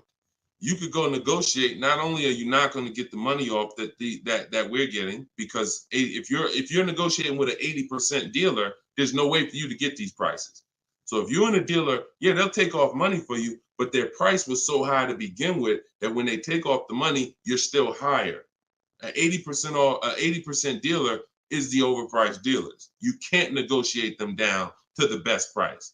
So even if you did that, you still wouldn't have the empowerment of letting the business come to you. So you're empowered when you're sitting at home and the business is coming to you. You're in control. And the only way to do that is with bids. So congratulations, Lauren. Enjoy your new Volkswagen. Beautiful vehicle. And I'm so glad to hear that you trusted the process and you have reaped the rewards. Congratulations. God bless you. All right, Dolan, go ahead. Throw the next one up. We are live, y'all. This is our Thursday, May 9th, 12 p.m. live stream. So if you don't see the banner over my head, we are live. You can ask your questions. We'll try to get them in the show. Wanda Lopez Smith on TikTok. Leasing companies not allowing third-party buyouts. Yeah, I explained that. If we have a third-party restriction, we're going to sell it to a local dealer. But we still get bids. We still need to get bids from the online car buyers to know if we have equity. If we have equity and we have a third-party restriction, we're going to sell it to a used car. Like if I had a BMW and there's a third-party restriction, I'm selling my BMW to a BMW dealer. I have a whole script in my book for how we do this. We talk to used car managers, and I'm going to have a used car manager buy it. See, some of you bought your car because you saw the third-party restrictions and you bought it and resold it. I don't like doing that because when you buy it and resell it, you have taxes, you have fees that you're going to pay. When you sell to a local dealership, sometimes they don't pay the taxes and there's no fees. So buying and reselling, you're eating up like probably $3,000 or $4,000 of any equity you would have. So yeah, we've been getting out of we've had a process for third-party restrictions since they started them. In 2021, we've had a process for how we were going to sell our cars and get our equity, even with third-party restrictions. So that's never stopped us. Never stopped us. Good, great question. People like the live view have no clue how valuable his information is. Appreciate you, Belle. Thank you so much. Only people that know how valuable the information is people who use it. People who watch, there's a saying, you can't be a hearer of the word. You want to be a doer. A doer. A lot of people hear. A lot of people hear because we want our ears tickled. But it's the doing that leads to the savings. And in our case, what we're asking you to do is easy. It's just your programming and your fear of a process. See, it's an unknown hell. I mean, an unknown heaven is what we have over here. But you have a known hell. Sometimes what you know is so comfortable, even though it's hell, but it's you know it. You're comfortable with it. You're comfortable with the discomfort of car shopping. So this is what, Deshone, everything you're saying, that sounds hard. Sitting at home and doing these copy and paste things and having this, that sounds hard. That's just your fear. That's your programming talking to you. That's not reality. Because in reality, you see people like Lauren who just came on and you see this is the easiest way she's ever bought a car in her life. This is the most money she's ever saved in her life. Look, you got people like, look, Matt, happy to share. I've officially graduated. Huge thank you to Deshone, building such a great system, answering all my questions along the way. Lease details. You got a $56,000 Hyundai Palisade calligraphy, 1.28% lease. Highest quote was $1,167 a month. He got his for $719. The highest quote he got from an 80% dealer was $1,167 a month. He got his for $719. Sitting at home, getting bids. So for those of you who want to know, like, I do have a car buying school. It's called Maps Academy. You want to know more about it? We have a comment in there. You can attend my free masterclass. I don't let anybody in my school who has not gone to my masterclass. Everything you're doing wrong, buying, selling, and leasing cars. So there's a comment in there for the comment section, and we have a link in my bio for you as well, who, if you think, you know what, I want to see about his online buying school. I don't care, because the system that Matt says, Deshone, thank you, Deshone, for building such a great system. The system is the same. So, but you have to be an action taker. And because the system is simple, and it's in video form, and it's in book form, and it's in my free live video, my free streams, you just get it where you could get it. But there's no excuse for sitting at home car shopping the old way anymore when this information is available and it exists and it's 3 years old. This isn't new. We have hundreds of people. You're not oh, let me take a chance and see if this will work. That ship has sailed long time ago.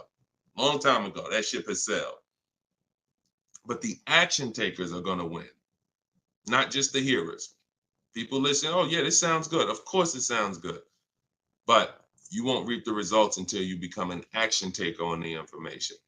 Okay, so those of you who want the book, it's in my TikTok bio, it's in my Instagram bio. You'll have access to these strategies for the rest of your life. All right, Dolan, shoot the next question up. We got some great questions coming in today. This is our Thursday, May 9th live show. So we are live right now. It's our 12 p.m. stream. Melanie from TikTok, what do you recommend for a young adult that is first-time car buyer that has no credit? I would recommend you save up. You get something that we call a smart car. That's not one of those little cars that you heard. It stands for saving money at the right time.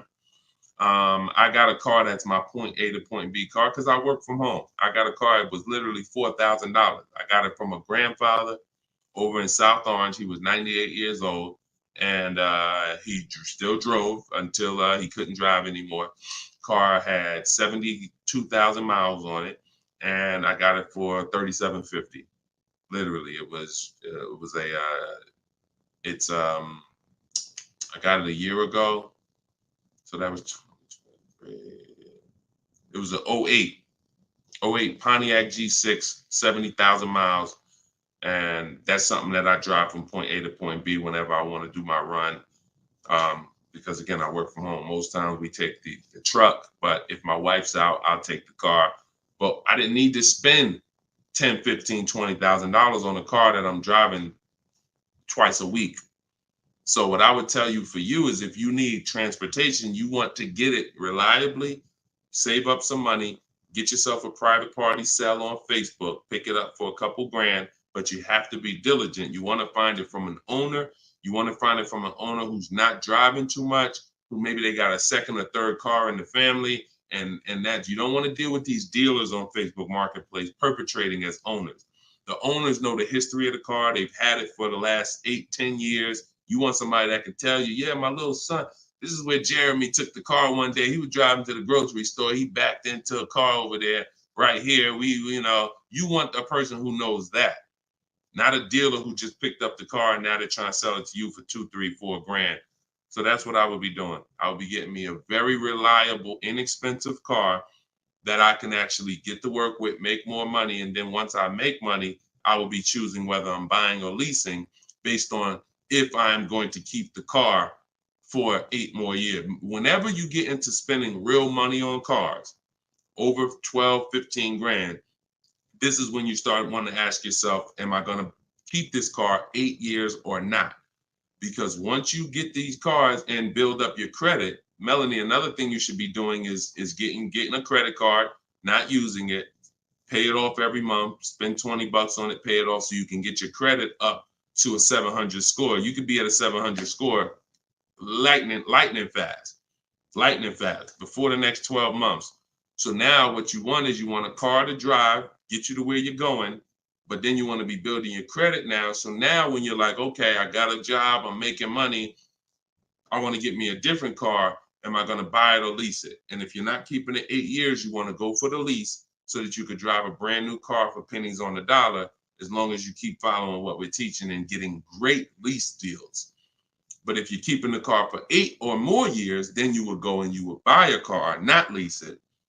But in order to do that, you want to set yourself up and get yourself up to a 700 credit score. So you should follow somebody like Shonda Martin. She's on all the platforms. Shonda Martin, this young lady is a guru when it comes to credit. She does a lot of live streams, a lot of Q&As, just like me. But yeah, you got a great path. But don't go out there and do what a lot of people do and finance a car, no credit, your first car, you're going to go buy it. Now you're getting a $20,000 car. You're going to probably pay, $500 a month for it. And now that car is going to be a long-term thing because it's just too expensive. And you just don't follow the traditional route is what I would tell you. All right. I'm glad. It's my daughter. She has a full-time job and now searching for a car. Okay. Perfect, Melanie. I think that's a great plan. Because the thing about that car that you're going to get for Facebook Marketplace is whenever she decides that she's ready to finance or lease a car, she can sell that car and get all her money back. If she finds a great car on Facebook Marketplace for $4,000, $5,000, you guys can sell that car and get the whole $4,000 or $5,000 back. You'll get 80-90% of it back. And I like to get whenever it's going to be a short-term thing, I don't want a car where it's going to be a burden to me later. We want to get a car that does the job now. I know with this Pontiac, whenever I choose to sell it, because I'm actually going to get a car. I've been waiting to get a vehicle that I want for a number of years. And when I do go get that, I'll sell this one, but I'll get everything back that I spent on that car. I'll get it back. So it's just strategic. It's a great way to move when you know these cars are not costing you money. You're breaking even on them, and it's just great. So that's what I would say, Melanie. That's what I would do for my own daughter. Okay, go ahead, Dolan. Shoot the next one up. We are live, y'all. We're going to try to get through as many as we can in the show. Type your questions. This is our Thursday, May 9th show, our 12 p.m. broadcast. So, Sir Francis on YouTube. What's the best source for an accurate valuation to determine if purchasing a used car is a good idea? I don't go by that. The only way purchasing a used car is a good idea for me is if we're keeping it at least 8 years. That's it. If you're not keeping it at least 8, are you keeping the vehicle at least 8 years?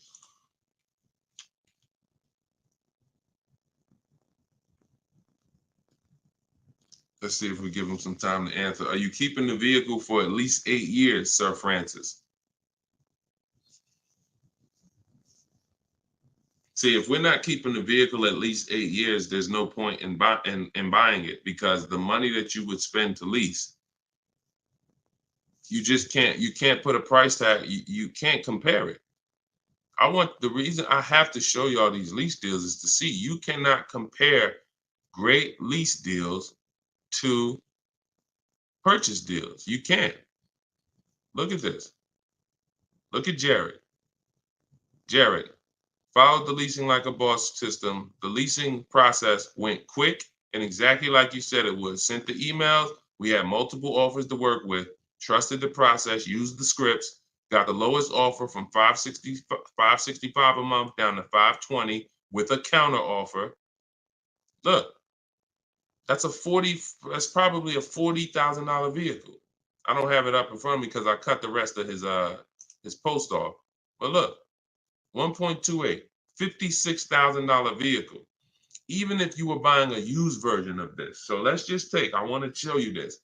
Let's just say instead of leasing like Matt did here, he got a $56,000 vehicle for $719 a month We already know with $1,000 every, with $100 a month on every $5,000, this $56,000 vehicle is about $1,100 a month.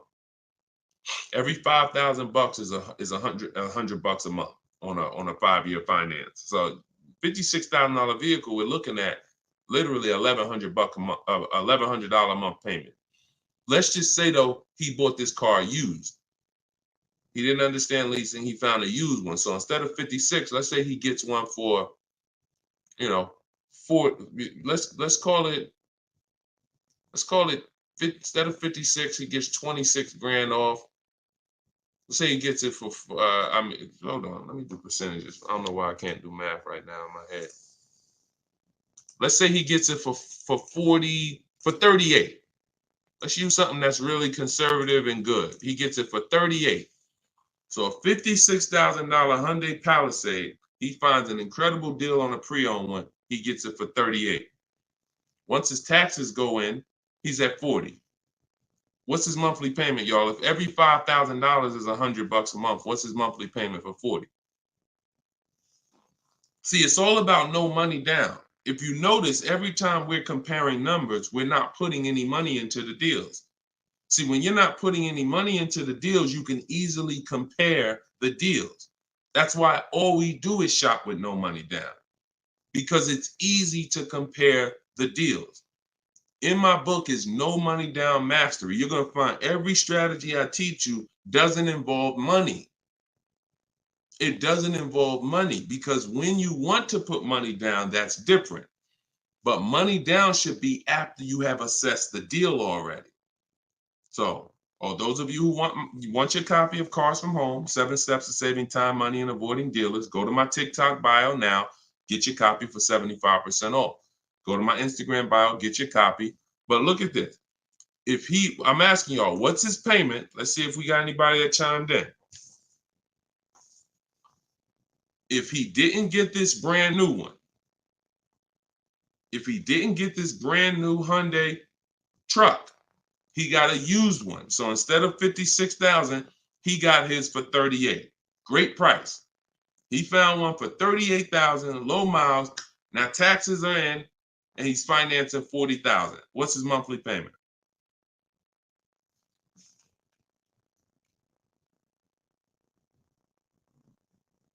Anybody do the math? Every 5,000 bucks. Well, I'm gonna tell y'all now. Okay, y'all taking a little long. It's $800 a month. Thank you, Derek. Thank you, Derek, on Facebook. $800 a month. So let's look at that. Matt drove off $719 a month, no money out of pocket. Brand new 2024, never been driven, new car smell, fresh out the plastic, $719 a month. Same person who bought that car because they didn't understand leasing, they're paying $1,100 a month. Now there happens to be another one just like it, but it's a 4-year-old one, and it's $38,000, and someone else gets that, and they're paying $800 a month. Do you see how much money those who don't teach you about leasing have cost you? Do you see how much money listening to those who don't understand leasing has cost you? Big money.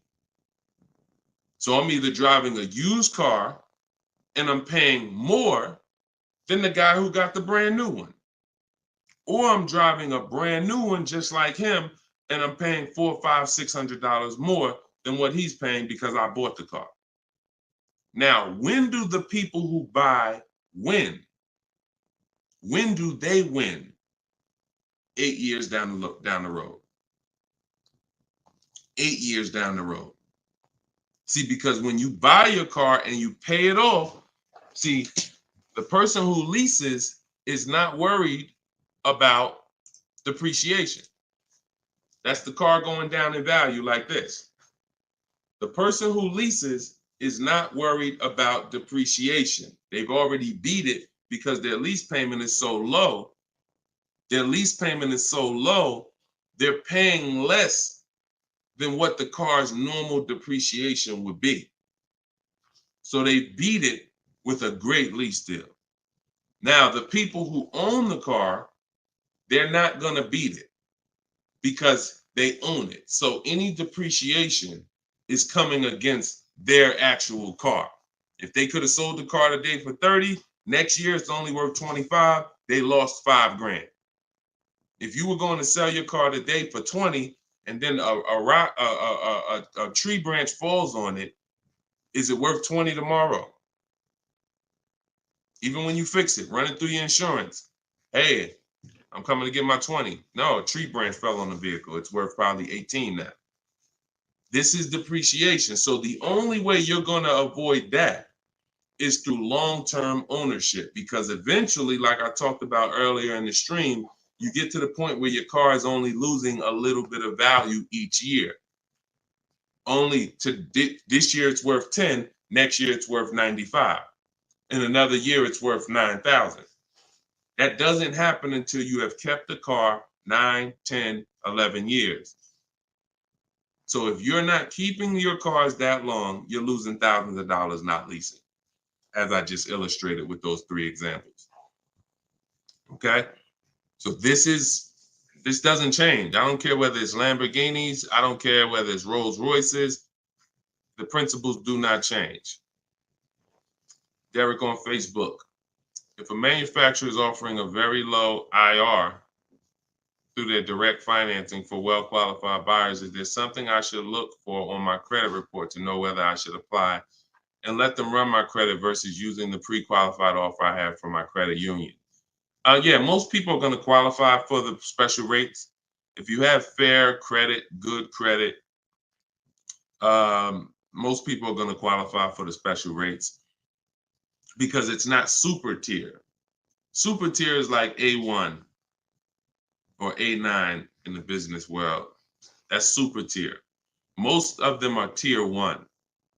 So a tier 1 approval is really going to be if you have, 680 credit score and above. If you've had a car loan in the past that you paid well, you should be able to qualify for those special interest rates. Those are not super hard to qualify for. And if it's something under 2.9, you're typically not going to see that coming from a credit union or a bank, not in this market. Not in this market. So yeah, it's a good question though. But that's round 1 in the bank bidding war. So it's important for you guys to know that whenever you see a special interest rate offer, in many cases, it's not hard to qualify for. You don't need perfect credit. 680, 700 and above, you should be fine. All right. So, all right. Let's go. John Tez on YouTube. I'm interested in getting a 23 Charger Scat Pack, trading a 2022 Camry. This is a disaster. This is a disaster. Dealer wants 56 for the car, but it's been on the lot for 220 days. What do you think I could get them to lower it to? Well, I'm going to just tell you honestly, why are you trading in a 2022 vehicle? First of all, if you paid cash for that car, you wouldn't be trading it in, because once you see what it's worth and what you're getting in 2 years, you've had the car for less than 2 years. See, there's something, here's what we're not getting. The reason why I hold this up is for y'all to see that you cannot trade in cars this fast and have it be and have it. And I want y'all to know we are 100% live right now. We are 100% live right now. You're not watching a replay. This is a live show. So we're going to dialogue on this for a quick second. You should not, if I show this so y'all can understand the value of your car is dropping like this the first year, 2 years, 3 years. You think that you could buy a car here for $35,000, turn around, trade it a year later, and it's only worth now $27,000, and you're just going to flip and take that $7,000 loss in depreciation. You are going to absolutely lose your shirt. And the only way that you actually don't realize how much you're losing is because they hide it in your monthly payment, because you're a payment shopper. Just get me to this payment. I don't care about the numbers and all of that. I don't care about how much money I'm losing on each car. Just work my monthly payment to something that I could afford. And that is financial disaster. because there is no way, if you were coming and you were writing a check for this, if you came in and you bought that 2022 Camry and they said, okay, it's going to be 35 grand, you know, whatever, and you wrote a check for it, and then you came back a year later and you said, all right, well, what y'all going to give me for my 22 Camry? And they said, all right, well, we only give you 25 for it. And you said, wait, I just paid 35 for it last year. You ain't giving me no 25 for it. You would never take that. But payment buyers take those deals all the time, because what they do is they give you the same 25, but when they finance it and stretch the loan out, they're like, see, and your new monthly payment is only $50 more than your old car. And you like, man, this sounds like a good deal. It's a horrible deal. It's not even a deal. It's a horrible offer, but you're not trained to see it. So whenever I see somebody who's switching from cars that are less than 2 years old to a brand new car, you're not talking about leasing it. So you're still in the mindset of, oh, I could buy cars, switch them, buy cars, switch them, buy cars, switch them. You absolutely are losing thousands of dollars on every single car you buy. So if I wanted to do what you were doing, replace my 2022 Camry with a Charger Scat Pack. And first, you're buying another pre-owned one too. You're buying another pre-owned one. So you're asking, all right, I want to replace this 2-year-old pre-owned car that I got, and then I want to buy another pre-owned car and replace that one.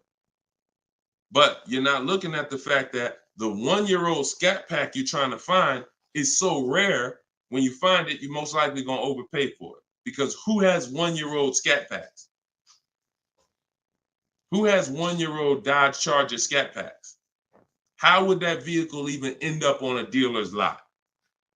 You only get the cars on dealers' lots one of two ways. The dealer has to buy them from auction, or buy them from one of their customers, or at the end of a lease, the person returns the car. So people are not usually trading in a 1-year-old car. So if it has been on the dealer's lot, maybe it's because it's a leftover model. And if it's a leftover model, you don't have anything to compare it to see how much you should be saving. So what I would be doing is, before I buy a 1-year-old Scat Pack, I would see what's the market on a brand new one. This is so important. This is so important, because this is financial intelligence. Look at this. If I would have walked in, this is Sean. Sean got an F-150 Lightning, $73,000 vehicle. He ended up saving $20,000 on the vehicle. Brand new one. Same thing with Kimberly. She got a Maserati. You can see here, what does it say? Total savings, $20,700. 2023 Maserati Greco, $86,000 vehicle. They took off $20,700. That's the new one. So what happens if she would have bought a used one, 1 year old, and she saved 20 grand? She might have thought that was a great deal. Man, I got a 1-year-old Maserati. They took off 20 grand from me. Not if she didn't know that on a brand new one, she could have got 20 grand off. So whenever you're buying a car that new, you need to know what the brand new market is to know, all right, if I can save 10 grand off a brand new one, then how much should I save off the 1-year-old? I should save a lot more than that. See, and you have a lot of things that you moving in a way that I would tell you need a system, because it's hard for me to explain to you everything you are doing and a way you're approaching this, how you're going to overpay by thousands and thousands of dollars. You haven't talked about leasing versus buying. You're not talking about shopping for cars in a way where you can actually see multiple offers.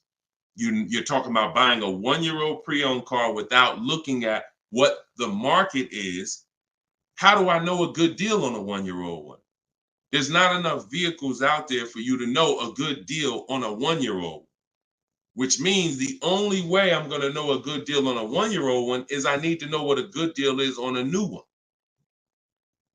And if a good deal on a new one saves me 15 grand, then that means on a 1-year-old one, I need to save like 20 to 25. There's not enough vehicles for you to do that. So you should really be looking at following a system, learning about leasing versus buying. Are you keeping the next car 8 years or not? If you're not keeping the next car 8 years, you shouldn't be buying, you should be leasing. Because I don't care what you get the price for on the Scat Pack, you are gonna overspend compared to someone who goes and leases their Scat Pack and gets a great deal on it. So we got to slow down and look. Most times we're approaching car buying like grocery shopping. We trying to get our car deal done the same time as a grocery shopping visit. 2 hours, 3 hours. We're at the grocery store more than we're planning our car purchase. And the only way you're going to save money is to take your car buying process seriously. If it's just like, nah, Deshone, it ain't that big of a deal, then go ahead and go give them 15, 20 grand. But I tell you what, somebody like me, somebody who's listening to me, who getting the same car that you're getting, and they say, man, so funny, Deshone, I'm in the same position as that person is in. I got a Camry too, and I want to replace it too with a Scat Pack. But I'm gonna use your strategies. I'm gonna assess my old car, get bids for it. I'm going to determine leasing versus buying, and then I'm gonna shop for my car. That person will save 5 to 10 grand more than you, minimum. Minimum. I'll put any amount of money on it. I put any amount of money on it. So slow down and answer this question first. How many years are you keeping the next car? If the answer is not 8, don't think about buying it. Don't think about buying it. My goal is to shop for my most aggressive lease on my next car. If I'm buying it and I'm keeping it over 8 years, then I'm buying it. I'm not buying a car that I'm not keeping more than 8 years. Not no Scat Pack, not no Dodge Challenger, not no Toyota Camry, nothing. If I'm not keeping it 8 years, I'm not buying the car. Lease deals are too great. It's pennies on the dollar when I learn to get them. So everything I'm teaching y'all is out of my new book, Cars from Home. It's a digital book. It's called 7 Steps to Saving Time, Money, and Avoiding Dealerships. You can get your copy for 75% off in my TikTok bio. The price of the book is $97. That is the price. But you can get it for $24 if you get to my TikTok bio before the 30-minute timer expires. If you get to my Instagram bio before the 30-minute timer expires. We have a link in the comment section on YouTube and Facebook. You can go to deshonsbook.com, or you can scan this QR code with your phone and you can get your copy for 75% off. So use it. Make sure you send me your success stories. Continue to send me your success stories so we can bring them onto the show. That is a step-by-step system. There's nothing left to chance. You cannot leave anything to chance when it comes to car buying. Everything that we teach is for a reason. So let's continue to move. You know we will be back soon for another stream. And catch us later. We're usually live 7 and 12 p.m. So if you're around at 7 p.m., just again, if you don't see the banner above us, that means we're actually live. So jump on and we'll get to it. Everybody else who got your book, enjoy. For those of you who want to attend my free masterclass, Everything You're Doing Wrong, Buying, Selling, and Leasing Cars, you can also go to the comments or to my TikTok and Instagram bio. But you're going to need about an hour. And that's a straight hour of me and my board.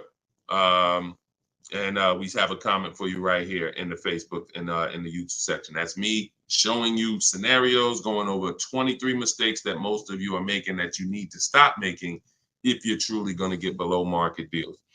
Okay, so other than that, y'all, get the information. I don't care how you get it. Get in where you fit in. Use it. Keep unlearning. And let's keep saving this money. All right, God bless y'all. See y'all on the next one.